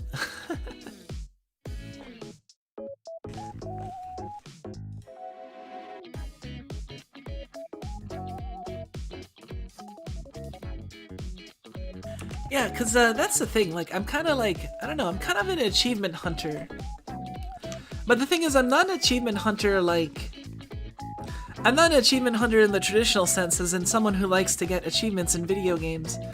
I mean in the more, like, I guess the more traditional, like, the more raw of, like, I want specific interesting experiences in my life. I mean, I guess everyone's like that. Everyone has, like, either a bucket list or stuff that they've thought, like, oh, I want to do that, you know, one day, you know.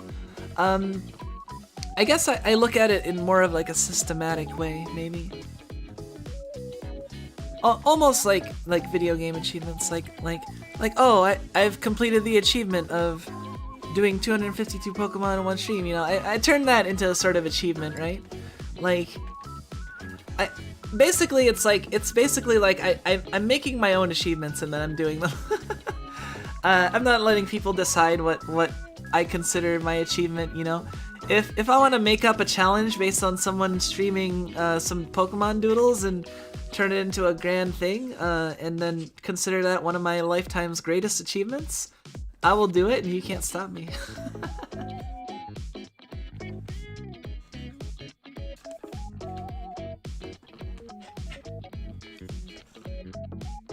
I can say I'm very happy I found you. You're one of my favorite VTubers. You give me some hope for the end scene. Like I said before, you're one of the reasons I stayed. Oh, thank you. I appreciate it. That's very heartfelt. Thank you. Oh, just the idea that I can be someone's like favorite VTuber, or one of their favorite VTubers. It's like, that's amazing. That's honestly that's the fuel I need. You know, if I'm next time when I'm, you know, at the end of the finish line and I'm trying to crawl through and finish the last few to get to like a major challenge, I'll just think I'm somebody's favorite VTuber or one of someone's favorite VTubers, you know, and I'll just like, and then that's when like the cool music will pop in. That's when the JoJo Stone Ocean theme will pop in. Oh man, I should have used that in my ending. Okay, so next time, I'll have to make a note. Next time, the song that I'm gonna use to end the challenge, like maybe for Gen 3 or 4, is gonna be like the Jolene's theme or something. Something cool. I wanna use all the cool stuff. Cause that's honestly like how I consider it. Like honestly, like in a way, I'm a little bit almost like full of myself. Like I'm like, oh man, that if I did that, it'd be so cool. I'd be so cool. You know what I mean? Like it's just like I get that hype. Like I don't know. That's why I want to like use the Stone Ocean theme, cause that oh man, the Jolene theme is so hype. Can I play that on stream? I want to listen to it like right now, but I don't know if that would be a copyrighted thing or something that would actually be clamped down on, cause I'll stick to this train for a while. I'd like to see where you go. Well, I appreciate it, and I hope you enjoy your stay, and you know, if and when you decide to get off, I hope you found the destination you seek. Also my favorite, you're just enjoyable to listen to. Oh, thank you! Thank you so much. And that's also an honor with someone with the name Moria Sakoa, you know. Obviously someone that has some level of appreciation for my goddess. You know, that's a positive sign. It's no secret that I do regard Suwako Moria very highly. I mean, you can look at my artist and you can kind of probably guess that. Guess that I'd at least be familiar with her, let alone a kind of semi-active worshiper.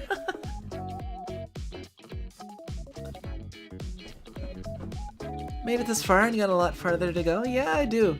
Like I said, this is only the beginning, you know. I was really happy about my accomplishment and like, but you know, I made that post, I'm like, you know, this is only one of 4 challenges. There's still the Gen 3, 4 Gen 5-6, Gen 7-8 doodle challenge, because I created the tag, gotta doodle them all, and you know what? I gotta doodle them all now.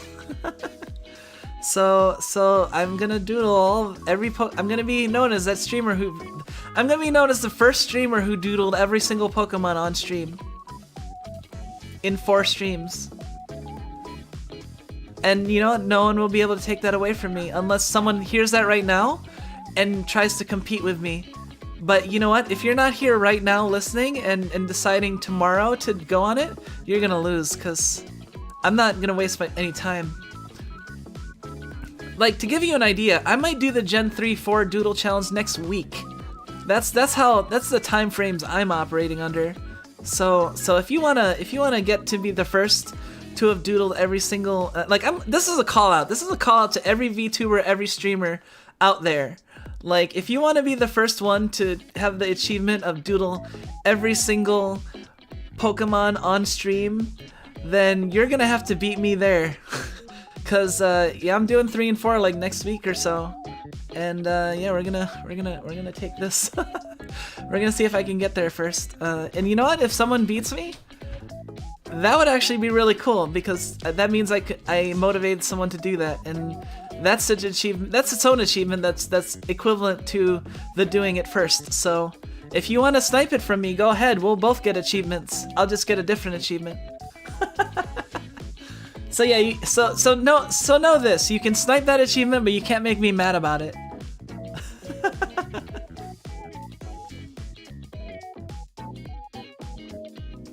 Got here from Heramun's daughter. Stayed here for the boomer wisdom from my life.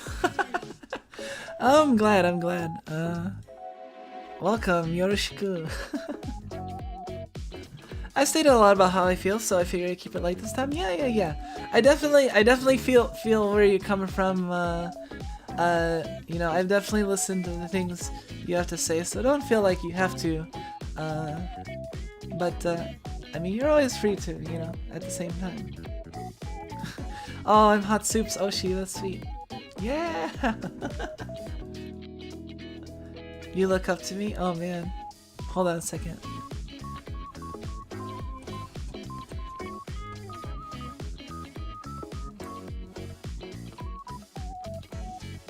Haha, now you look up to me because I'm looking down at you. This is me looking down at you from above. Which I don't get to do very much because, you know, I'm a short loli baba. But pretend. Well, I guess you're a raccoon, so I'm a little taller than a raccoon. So this is me looking down at you from above.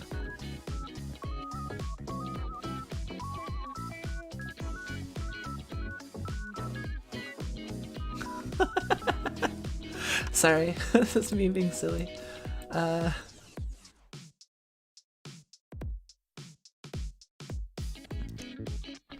How many levels of stools are you on?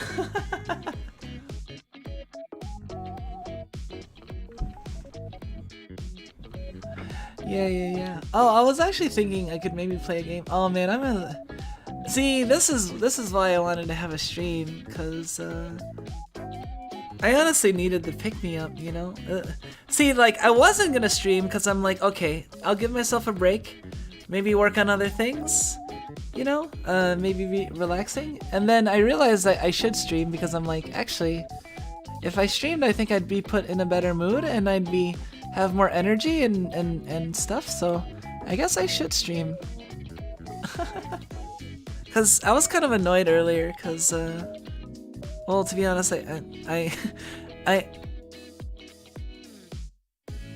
it's a dumb reason.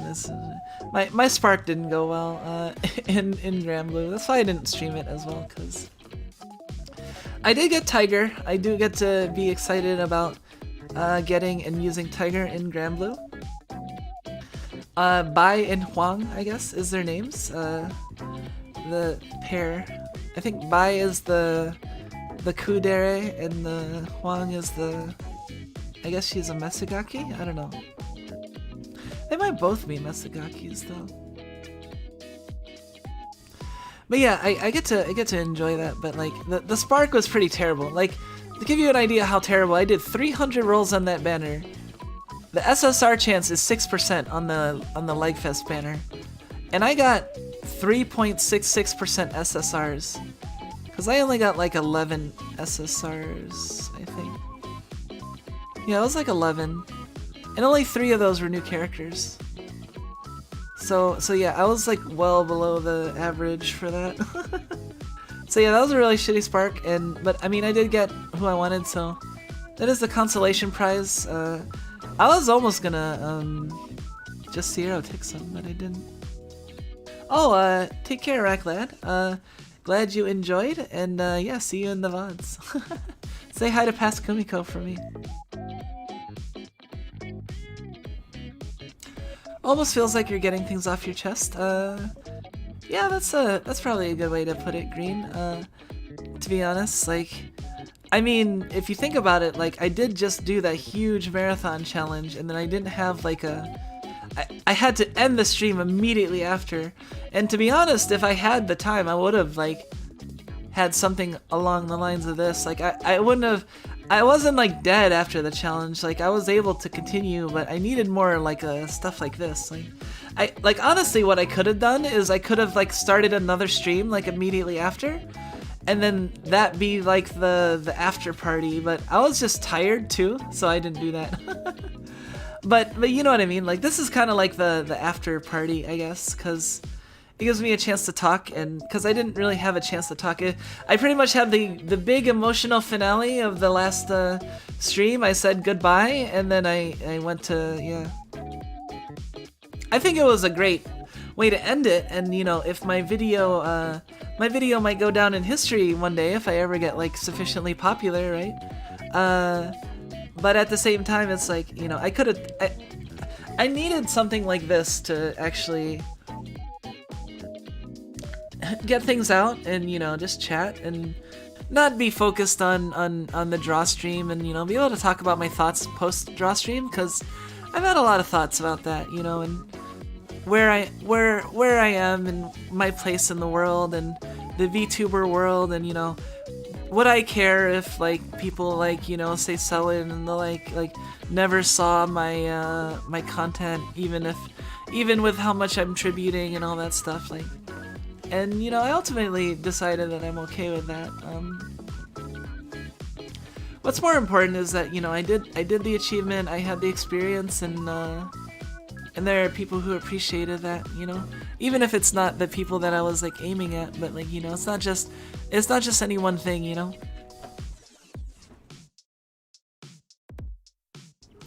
It's actually my first stream, so I was shooting from the hip from that comment. Hey, that's a pretty good hip shot. You might wanna play some FPSs or something then. I am sort of getting things off my chest, I guess, cause, and if this is your first stream, awesome. I almost said congrats. That's not a thing to congratulate people for. That's being full of yourself. Congratulations, you have found Kumiko. No, but, yeah, welcome. I'm glad you can, join me for your first stream, and I hope it's the first of, hopefully many to come. May I point you to my extensive VOD, list over the past 6 months that I've accumulated. Yeah, I've only been streaming 6 months, but I have like this is my 149th stream, and none of those streams are under 2 hours.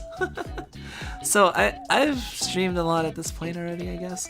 I don't know, someone told me like I was a veteran streamer already, and I'm like, I don't feel like a veteran. I've only been at it 6 months, and I guess it's true. Some streamers only stream like once or twice a week, or, you know, but where I'm going, I'm not a veteran yet. You know, where I'm going, I wanna be in the world that, you know, the people I admire, like, you know, my Oshis and the like, you know, they're doing like, I mean, I'm doing some cool stuff, but like, man, they're doing some, like, you know, it's not just they're pulling the numbers. That's the thing. Like, there are those naysayers and people that are like, oh, you know, they're just popular because they're in Hololive and stuff. And you know what? To that, I just say off with their heads. I'll pass on Kelly's song as many times as I need to, you know?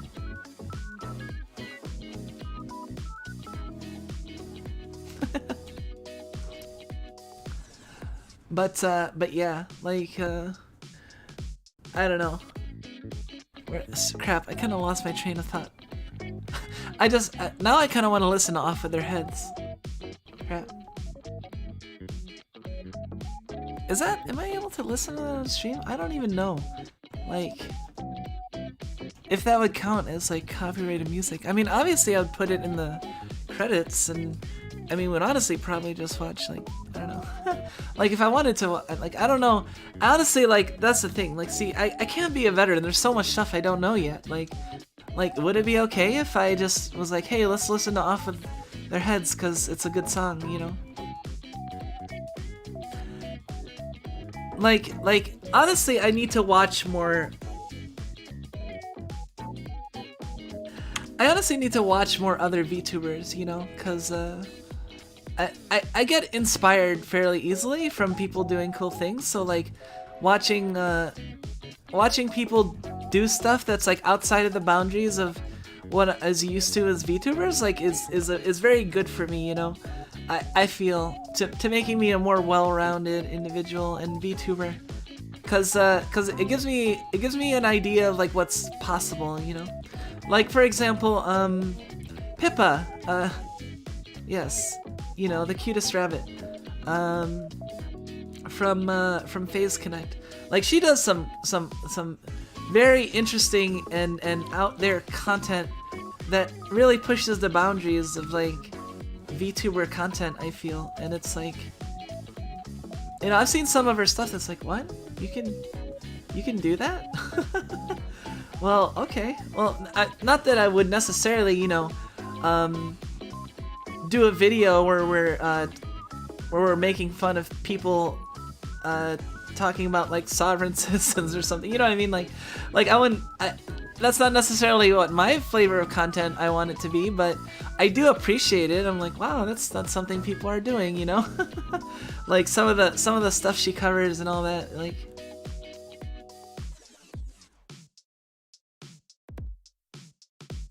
Having the Hollow Knight name certainly does help. Doesn't devalue the individuals behind the character. After all, they were picked for a reason. Yeah, like exactly. And you know, I mean, I think the hiring staff, like honestly, okay, I'll say it once. I'll say it right now. Well, actually, maybe I shouldn't, because I don't know.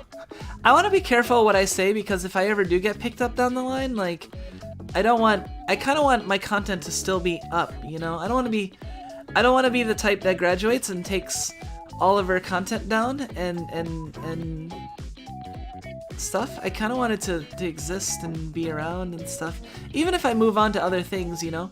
But I know that depending on where I go, I might not be able to do that as easily, so it's like, I also kind of have to be a little careful what I say, you know? And also with my declaration of intent, you know? So like if I'm declaring like, oh, in next number of years I want to try for X, you know?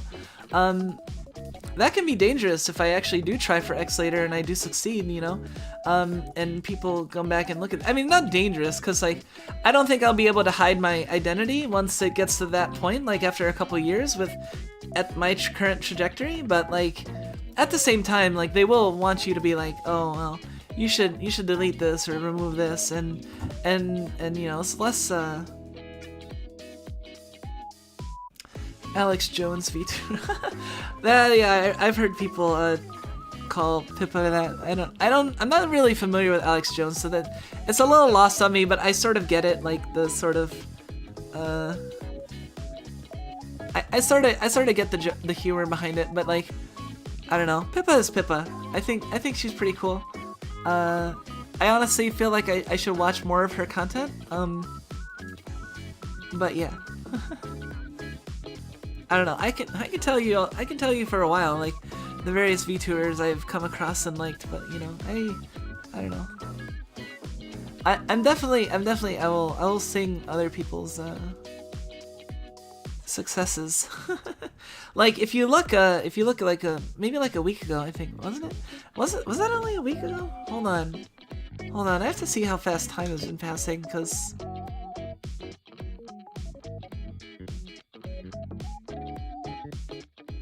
I have to see what was last week. Was last week really just the... Holy shit. That already felt like forever ago. Well, I mean, I guess it was 9 days. I don't know.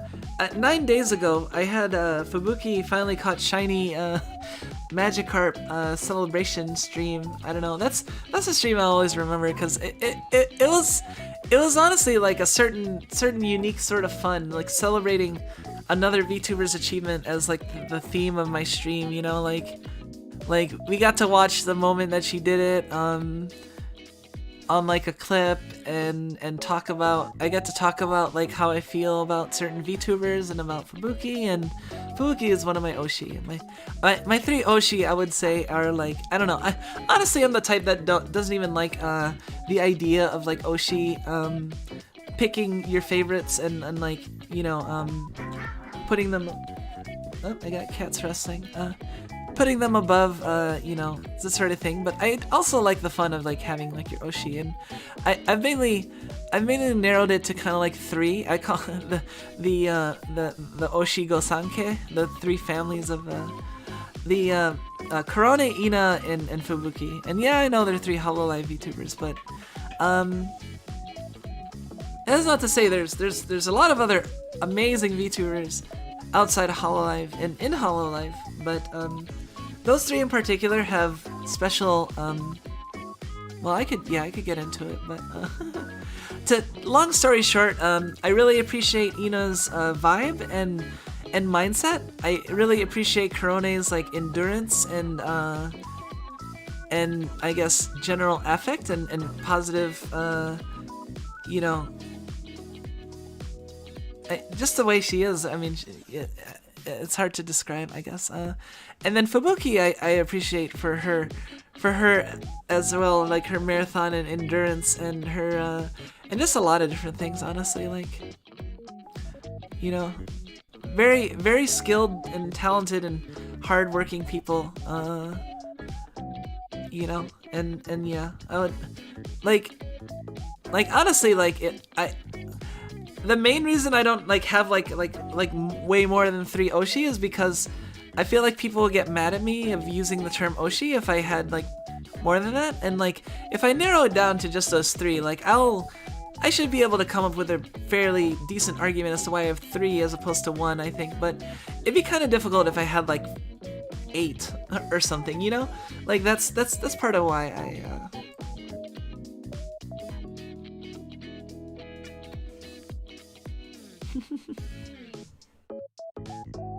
How are we doing on time? Oh man, we're already at 2 hours. Wow, time passed by really fast today. Well, I guess we passed by. We started an hour earlier than normal. Well, the thing is, I'm probably gonna be starting streaming closer to this time or an hour earlier. It does give me a little bit more time, and you know, basically, like my plan is I really only set out on having at least a 2-hour stream. After 2 hours, it's like up in the air. But like it kind of just ended up being that way. Like my debut was over 2 hours, and then my following streams have started being over 2 hours, and then 2 hours became like the minimum, you know. And I haven't gotten below that yet, and it hasn't been particularly difficult to like. There's maybe only been like 1 or 2 times where I'm like, oh man, I gotta get to 2 hours, can't wait, sort of thing. But like, even those times, like when I finally did get to 2 hours, I didn't like end immediately. It was kind of like, oh, I'm here. Oh, I guess I should end. Okay, I'll do it in a few minutes. Like, you know what I mean? Like it was still kind of like not really rushed for a wanting to end early, you know. So like I feel like, yeah, 2 hours. So if you're looking for at least 2-hour streams, I'm a really good streamer for that, because my streams are literally all of them are 2 hours or more. Uh, and so far I've been able to almost guarantee that, but I mean, if I ever have to violate that, that'll happen, and you know, then I'll be like the 99.9% 2-hour plus streamer. And I think people will forgive me.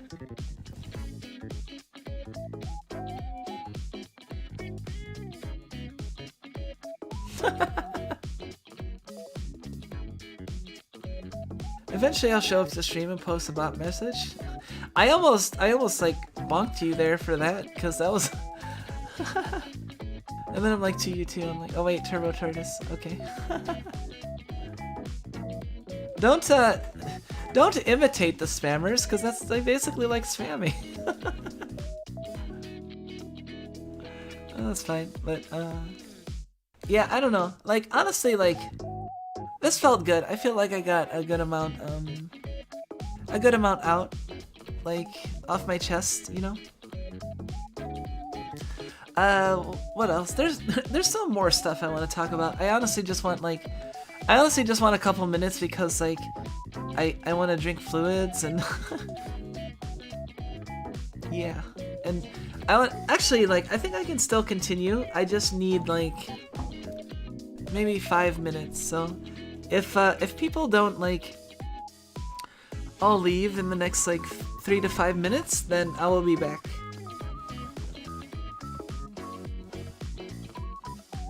If you have to go, thank you for coming. I do appreciate it. Hope to see you again, and look forward to your patronage, I guess. I don't know how you'd say that best. But otherwise, yeah, I'm gonna not necessarily go AFK, so you might still be moving around, but I'm gonna go off. Well, actually, you know, I guess I'll go sort of AFK, but it'll only take me like 3 to 5 minutes. I'll even set, hold on, just to make sure.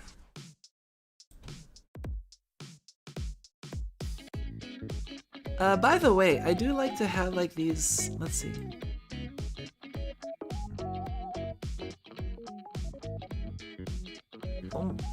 For those of you, this is my first stream, like one of the things I like to do when I do like BRB, because you know, for someone who streams as long as I do, obviously you're gonna have to take at least some breaks here and there, right? Like, but let's see. Let's do 6 minutes, since I don't know how long. Okay, no, it'll be 5 minutes, but it just okay.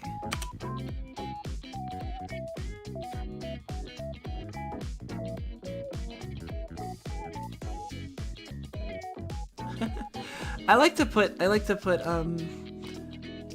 BRB note on my forehead for some reason. I don't know. I mean, I was thinking like at some point I would get like a trucker hat and just put it like on that hat or something. Oh, maybe I should commission Ramamama and I'll get like a trucker hat that I can put my BRB. That'll be kind of funny. But I like to put it on my forehead, and yeah, I'll be back by X18, so like in about 5 minutes. Yeah, give me a few minutes.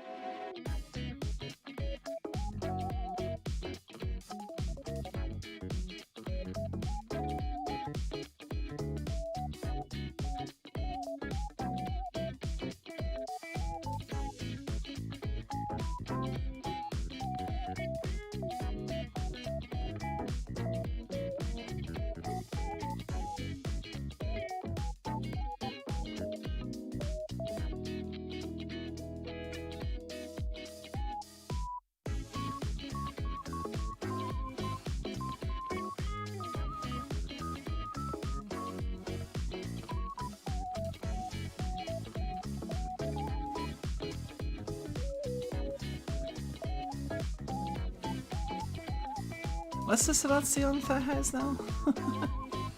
Hold on.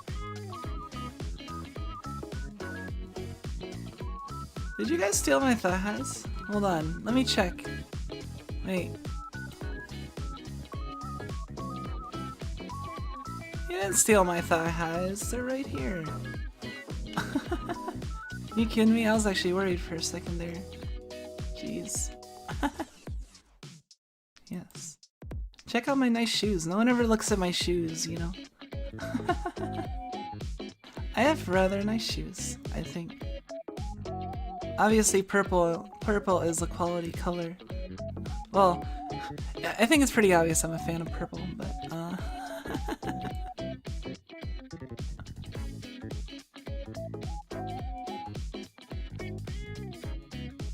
Keikakudori. Yes, exactly. I mean, it's okay if people are a little weird. I'm pretty weird myself, honestly, but like, I actually like have the ability to hold on a second. Wait, I will surprise you with. Hold on. Oh. And feet. Gotta show these off once in a while.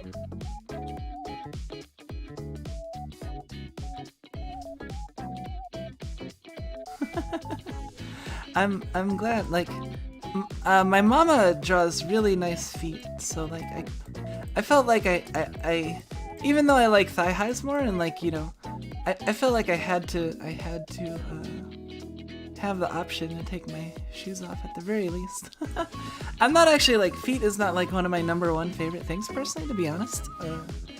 If we're on the topic of like, you know, those sorts of tastes, I do appreciate it, but I'm not like super crazy about it like some people are, you know.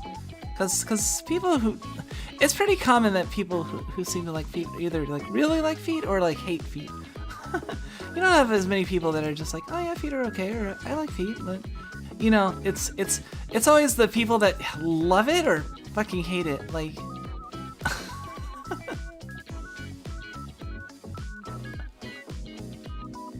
I'm glad. Yeah, I really, thigh highs are, yeah, I'll go on. Like, Fubuki has her glasses that she talks about, that she's known for talking about. For me, it would probably be more thigh highs than glasses. Although glasses are still obviously I like glasses.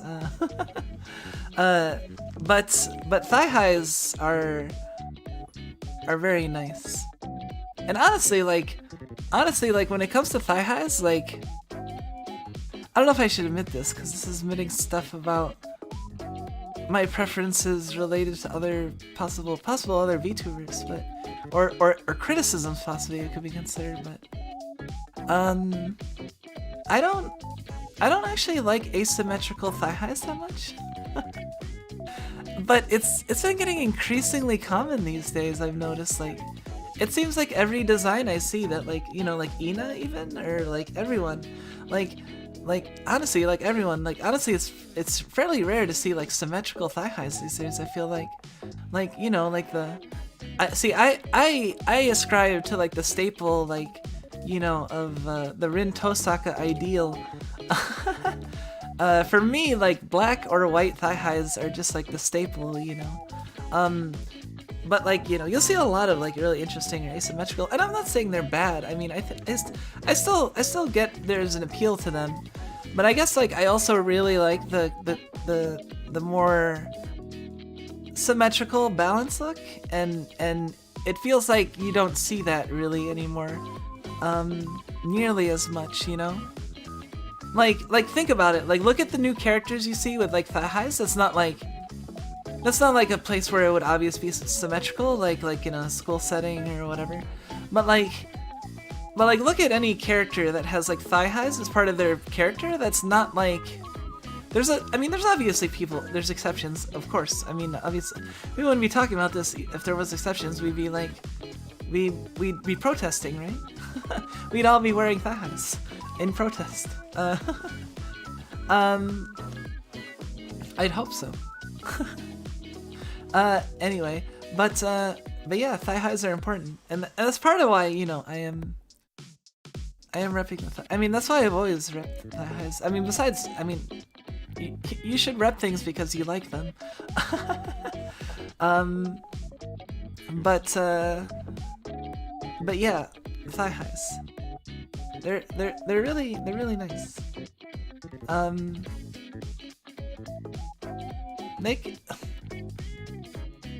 me think. What else did I want to say about thigh highs?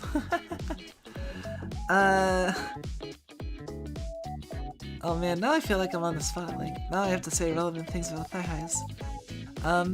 Well, I mean, the asymmetrical is fine, honestly, but like, you know, there are various, like, obviously Rin Tosaka is like, to me, feels like one of the progenitors, even though, I mean, there are obviously people who are black thigh highs before her, but, you know, she is a ZR goddess, so like, and then, you know, there are other VTubers that have like, just like plain either black or white thigh highs, like Kana, Kamiko Kana.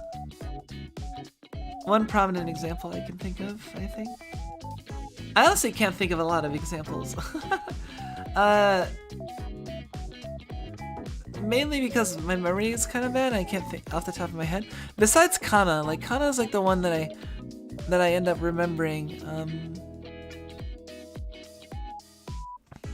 And like Rin Tosaka, and obviously then there are other characters. There's a bunch of characters in anime that have like plain black or white thigh highs, and you'll see it in art too, so it's good. Asymmetry in general seems to be getting more common. Yeah. I mean, that can also be seen in like heterochromia, and I mean obviously like. No, I'm not heterochromia. I don't have heterochromia. Wait. My blinking doesn't seem to be on point today. I think you have to get back to me. Oh, my blinking seems to be a little bit tired today. Yeah, asymmetry is kind of like really common these days, I feel. I mean, I may be like asymmetrical, but like not really as much as you'd think. Like there is like I feel like I'm probably like, I don't know, it's always about the balance of symmetrical and asymmetrical, because obviously like no one's like perfectly symmetrical usually, but like, you know, it's what is symmetrical versus what's not symmetrical. See talking about my design kind of feels like I'm bragging about myself, which in a way I am, because I mostly came up with my design, but I feel like I kind of really tried to capture the proper balance of like symmetrical and asymmetrical, and so yeah, trying to capture the proper balance like in my own design, to be honest. Cause yeah, there is asymmetrical aspects, right? Like the red and the green, or the green, red and the purple, and you know, the ghost stones being only on like one side, you know. But like besides that, I feel like I'm pretty like, hold on a second. Like otherwise, I think my design is pretty balanced, because like obviously the symmetrical things include like the glasses, ears, hat, the actual outfit itself is pretty symmetrical, and you know, collar and thigh highs and shoes. That's actually a lot. Like mostly like the balance for me is like mostly symmetrical with like certain key like asymmetrical aspects to kind of accentuate things, I suppose. That's like my design philosophy, I guess. So like, you know, snake on one side, red and blue on different sides, but on matching sides, so there's still harmony even though there's asymmetricality. And then also that's represented in the ghost stones, which not only have the context of the conflict inherent in in the crosscut, but also the asymmetricality versus symmetricality. I mean, obviously that symbol is perfectly symmetrical, but it's also asymmetrical because it's only on this side as opposed to this side. So there is asymmetricality in the symmetrical, which is kind of interesting. Actually, I didn't think about it like that. That's actually kind of cool. Hey, I'm awesome. I accidentally do that all the time. I get like extra connections when I'm like making, trying to make connections and design stuff. Like, oh, I didn't think about that. That's cool.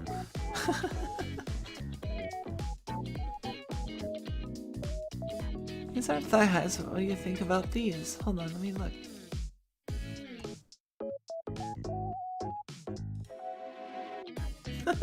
I wouldn't want to wear those in the rain.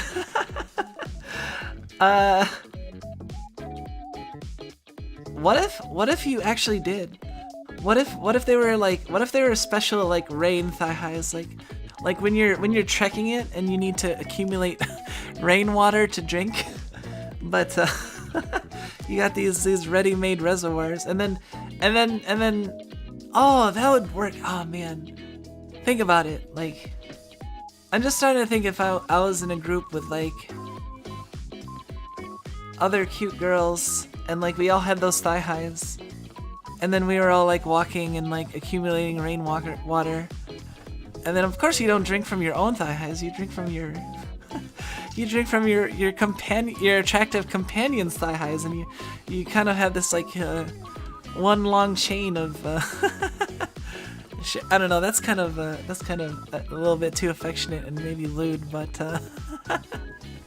I don't know, this made me think of the really dumb scenario.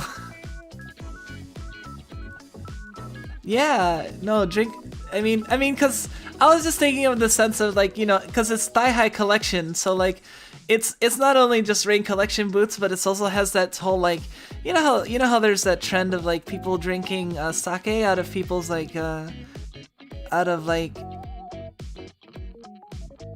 you know, like people will like make like reservoirs on their body and put sake, and then like, you know, people like drink out of it. I won't say specifically where, but we'll like, you know,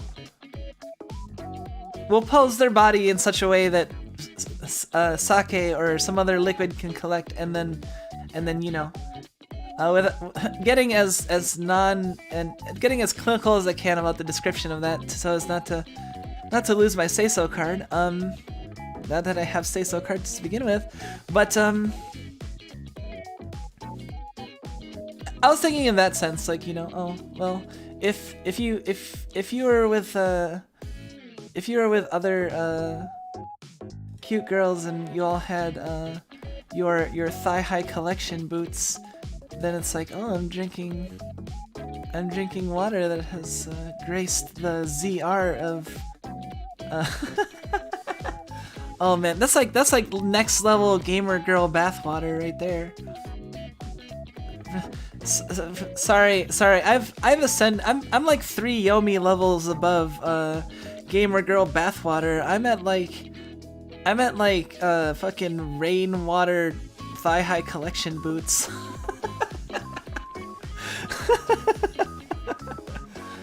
Do you guys want to get my bottled thigh high ZR rainwater?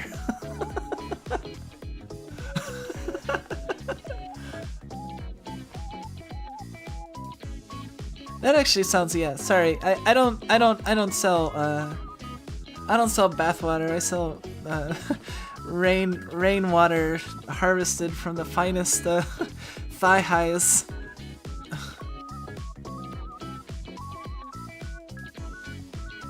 Across the most exquisite of ZRs.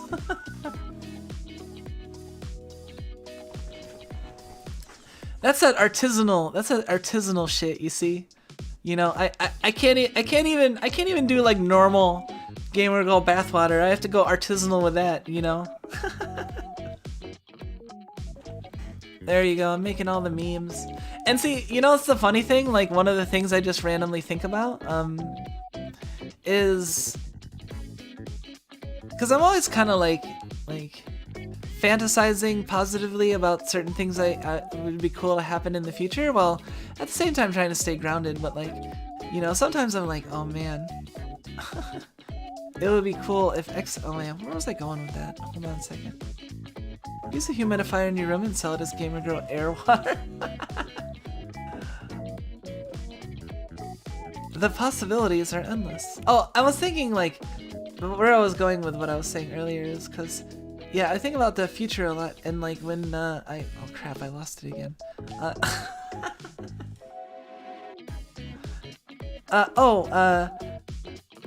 I think of amusing things that can happen and how they would, oh, I got a link.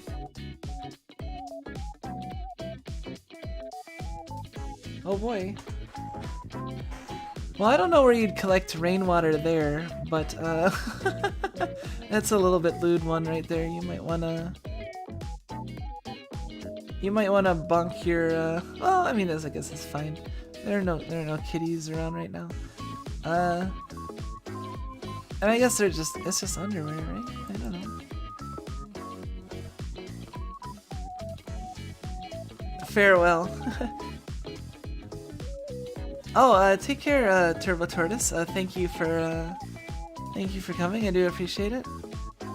Oh, I think about possibility of getting popular down the line, and then I think like, if I did like become like famous one day, like really famous, or like, you know, on the level of, you know, Gura, or, you know, etc., right?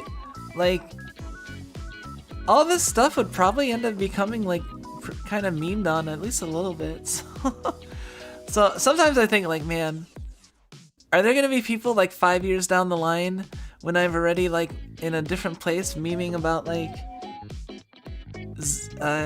Gamer Girl ZR collected rainwater or something? I don't know.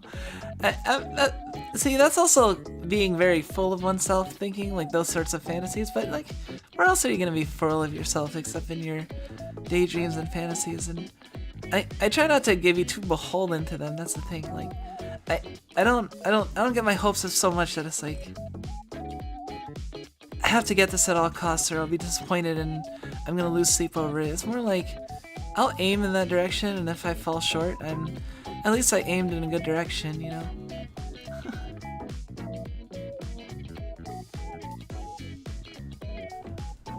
Just have a look at these characters.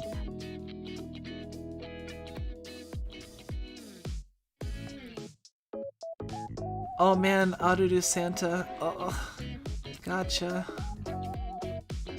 There's an Uta Waterdew one on. Gotcha game.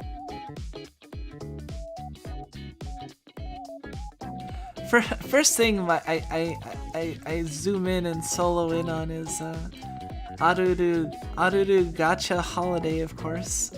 Saving this.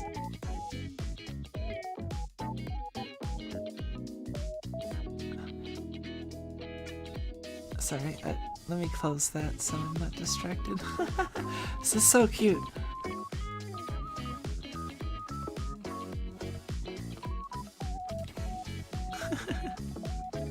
Sorry, I'm kind of I have a weakness to cute girls. Like a lot of VTubers I like. It seems I know Fubuki and a lot of people have the appreciations that I do, so I don't feel like I'm in bad company. Enjoy. Thank you, I do appreciate it.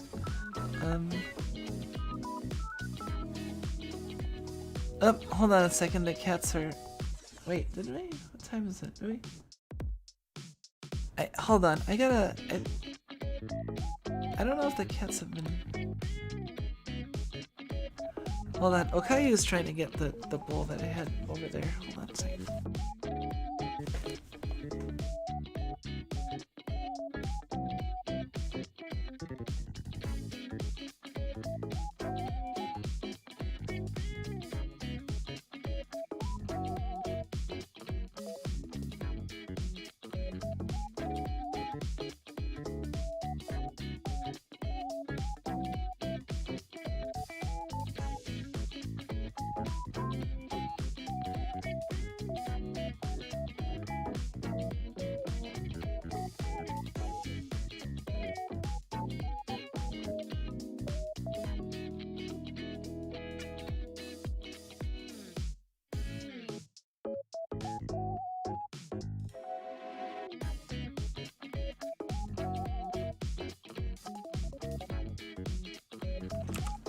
Sorry about that.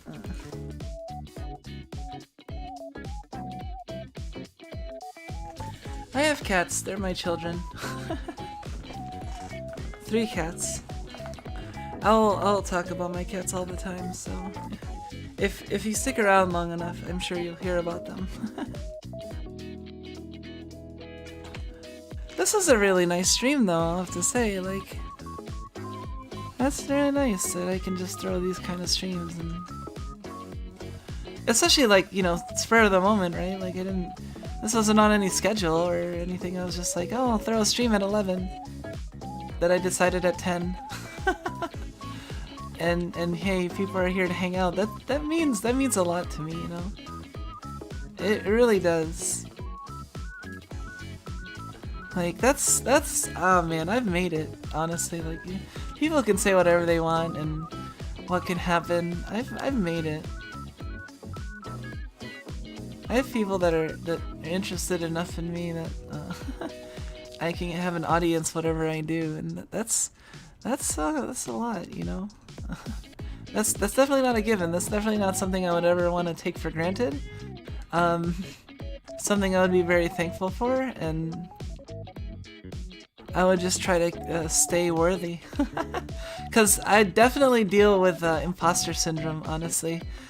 I'll admit, like, I feel like not as much in VTubing as I did in grad school, honestly. Like, imposter syndrome, I had a bad case of that, but honestly, it's like I don't even know for sure if it was completely unfounded, because I don't think I'm nearly as suitable for academia as I am for, like, say, VTubing, you know. And even in VTubing, I still feel like a little bit of imposter syndrome, maybe. But it's mostly not there, but because VTubing has been very, like, self-actuating and all. Because I'm basically fully independent, you know. I'm not working for any agency. I don't have anyone, you know. I dictate all my own schedule and everything. Like, what you see is what you get, you know. It's me and my partner Misha, my snake, and my 3 cats, you know. Here, let's get Misha out. Hold on.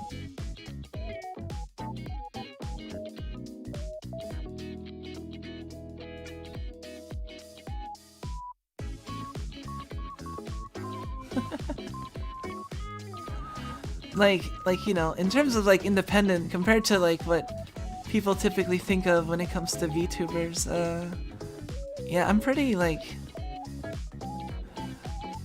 so yeah, there's nothing being decreed on high. There's no one forcing me to do this. I just want to do this, and I just want to be here. And also, I'm not even doing it for, like, money, honestly. I don't know. Now I sound like I'm, like, praising myself too much and being too virtuous. I don't know. But, I don't know.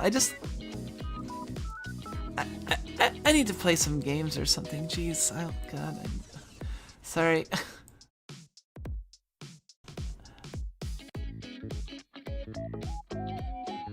Yeah, imposter syndrome is rough. Like, yeah, when I was in undergrad, or in grad school, like, I encountered some problems early on, and I mean, ultimately I did have to leave, but for kind of different reasons. But like, imposter syndrome is you know, I've heard people like Callie's have encountered it and stuff, and I can totally see that. Like, I can see someone like Callie who would have to deal with imposter syndrome, because I don't know, I feel like,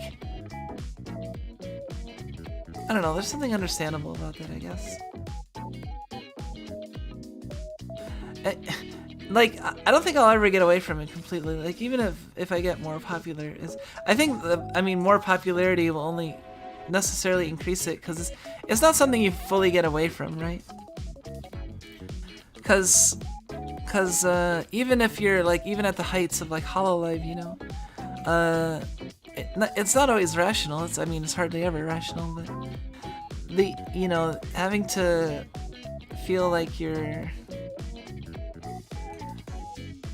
especially when you're in a situation where you're constantly getting evaluated and criticized, and oh man. Academia was tough, but I don't know what would be tougher.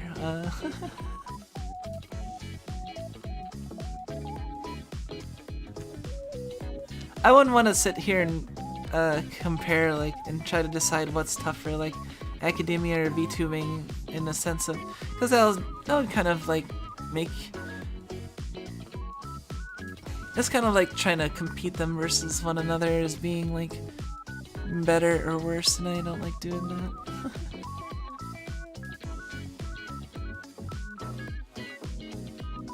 Rat is full of herself now. Time to play. I want to be the guy. Yeah, you know, I do want to do like, I want to do not just like endurance challenge, but also like hard challenges too. I mean, that's kind of why I want to do like Hollow Knight speedrunning eventually. I want to do like impressively hard challenges as well as like endurance. Yeah, I have plans. If you didn't know, I have plans to I kind of got put off in favor of like other stuff, and it's been kind of, it's not that I don't want to do it, and it's not really that I've been avoiding it. It's more that just other stuff has been getting in the way. But I do want to try learning how to speedrun Hollow Knight at some point. Mainly any percent. The speedrun's about like an hour long, I think.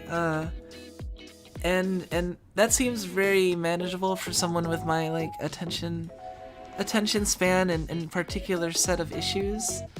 Like a really long one, it'd be really difficult for me to keep my focus all the way through, and a too short one doesn't feel like significant enough for me.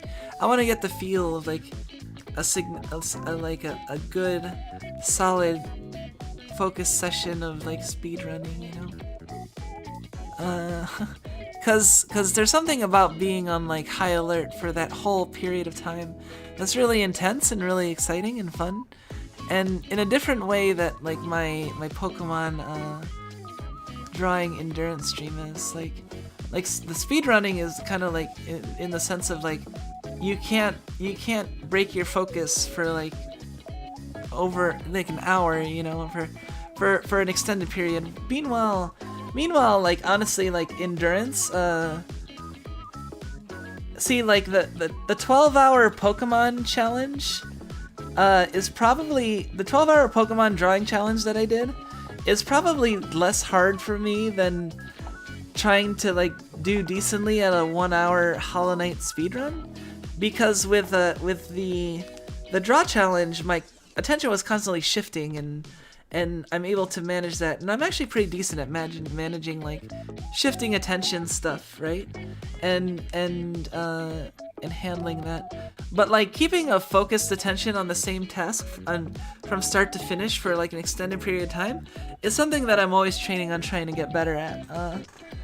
So the idea of doing a speedrun where I have to pretty much be on focus for like an hour straight, and it's interesting enough to where like it makes me want to do that and it won't bore me out. Like that sounds really cool, you know? And a speedrunning would not bore me out in the sense, just because the urge to try to do it perfectly in the sense, but like, you know what I mean? Like, give me an idea as to my mentality a little bit.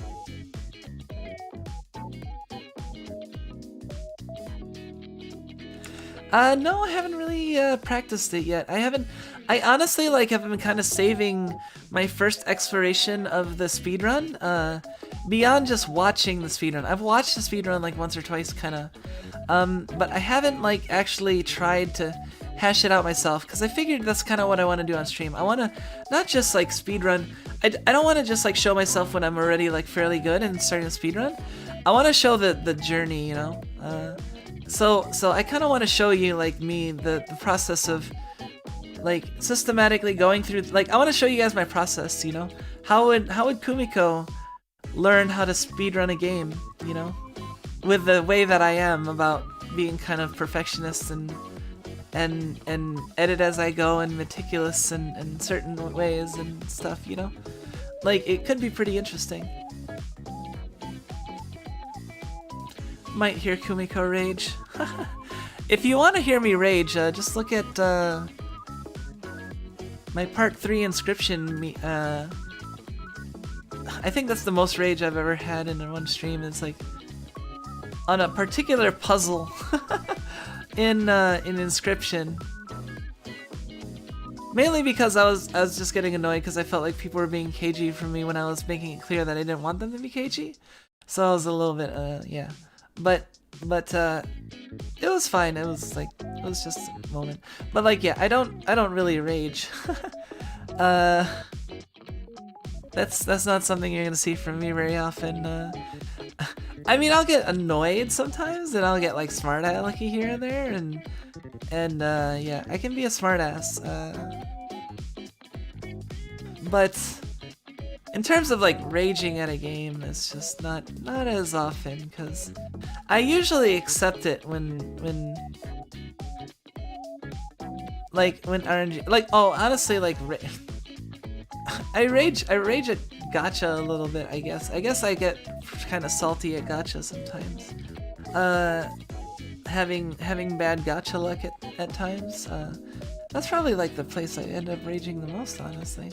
But I don't like rage, but like it is annoying when, you know, you do a Spark 300 rolls on one banner, excited, hoping you get like the really shiny new characters, or the character you were aiming for, and you get almost half as many SSRs as the chances say you would, as well as hardly anything new or relevant. You do get the character you want in your end, so it's not like there's still the consolation prize, which is what makes Granblue in some ways more forgiving than most gacha. But it's still like it's still kind of annoying, and I do realize it. That's you know, that's gacha is a place where that part of me comes out. One of the easiest, and maybe that's not a completely good sign, but you know, I don't think I'm currently at the point yet where things are a problem. So.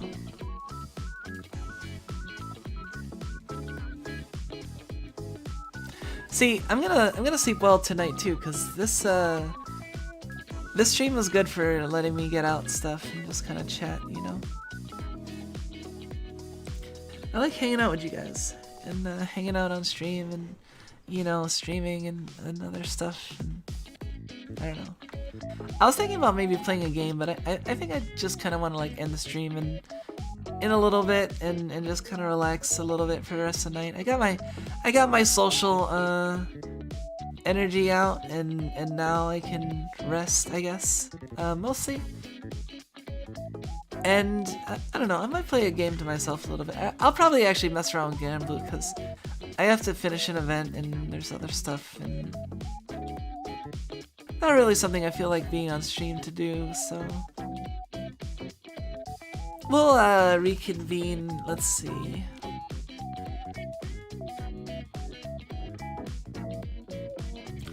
See, the main thing now is like I have to decide if I want to, now that my stream is opened up, or my schedule is opened up, I have to decide if I want to stream at around this time, which is like, you know, 10-11 p.m. Eastern time, so like late evenings, you know, or if I want to stream like that was basically the only slot I had, except for like the morning slot on weekends, rarely. But now I'm pretty much free like whenever, for the most part. There's some places I prefer not to stream, but I now have the capabilities to stream at any time, really. So actually, it'd be a good time to think about doing a Guilty Gear Strive stream, because I could do one in the day, and that might make people able to come that haven't been able to come before. So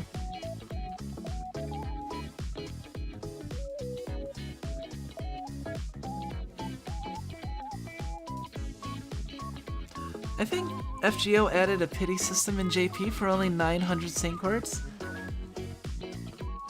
900 sync quartz? Wait, so wait, 900. So they gave sparks. They let you spark in FGO. That's a lot harder to save up 300 rolls in FGO than it is. I don't think I've ever gotten anywhere close to 300 rolls at once in FGO, but in Granblue I have, but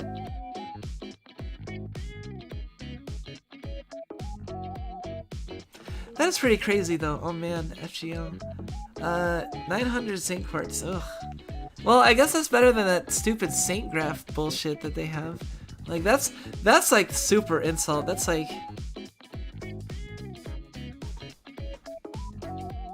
buy. Oh man, that's stupid.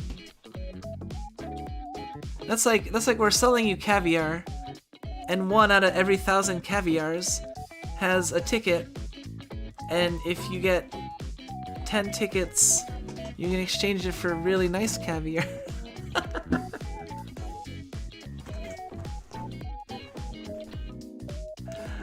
Gacha's pretty hilarious to me when I compare it to other things, though.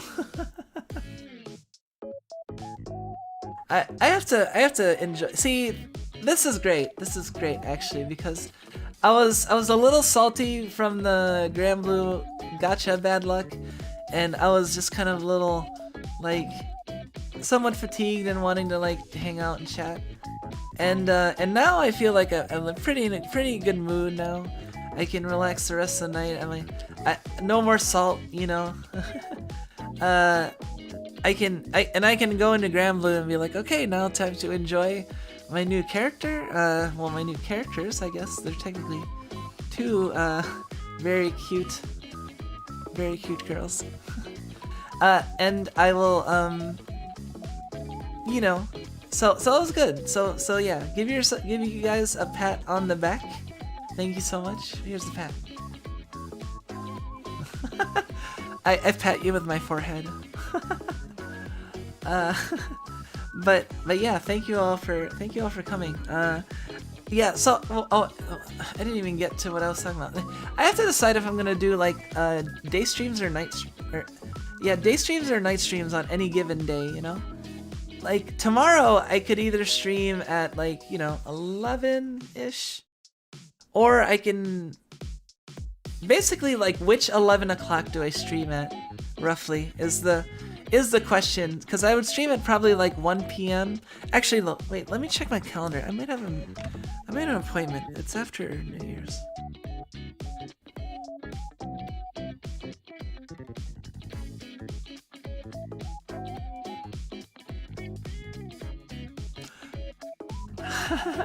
Oh, good thing I actually checked my appointment book. I have an appointment. I have a doctor's appointment tomorrow. Okay. Well, today, I guess. Okay, then I can let's see.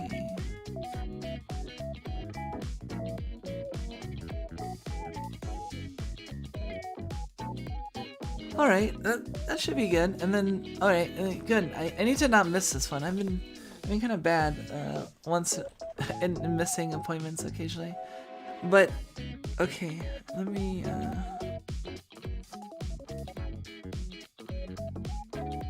I need to make sure that I have this down. Okay, I think what I'll do is I might.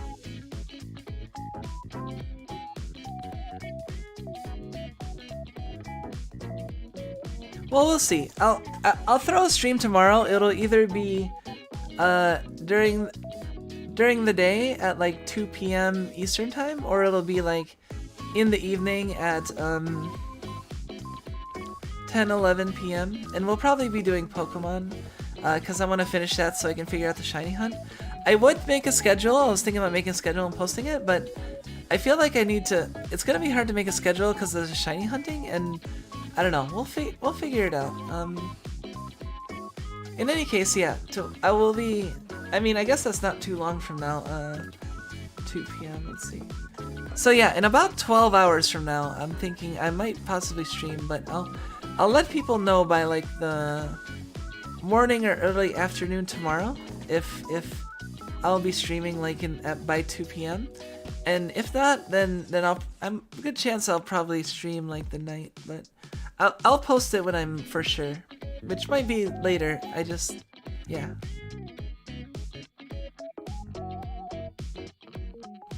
So yeah, expect a possible stream either at 2 p.m. at 2 p.m. Eastern time, so in 12 hours, or in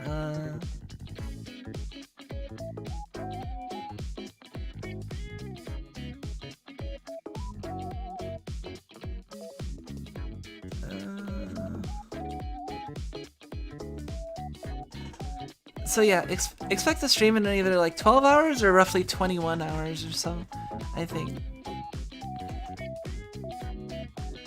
That would probably be most expected. And yeah, I'll let people know soon. In any case, well, I mean, even if you're not planning on just coming to my streams all the time, I hope to see you again if you're new to the channel or stream.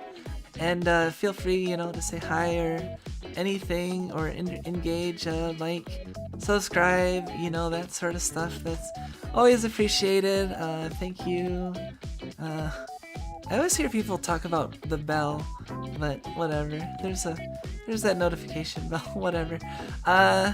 Yes, time to sell Gamer Girl rainwater. Headbutts. Alright, so yeah, I think I'm gonna end the stream for now. Hold on. Let's get to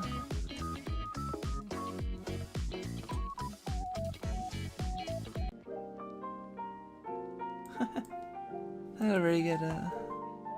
Okay. It is that time, so I do appreciate everybody. To those new, welcome. Yoroshiku onegai shimasu. And to those that are to those that are returning, thank you for coming as always, and you know, thanks for watching, and yeah, it's been fun. Have a good rest, everybody. Hope to see you all again. Yeah, we'll be back soon, probably with more Pokemon, so we can start heading towards our eventual shiny hunt, and then that will consume us until we get it done. I will persevere. Anyway, good night, everybody. Take care.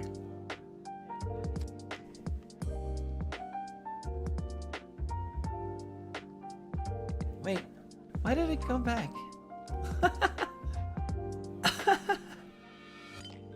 Alright.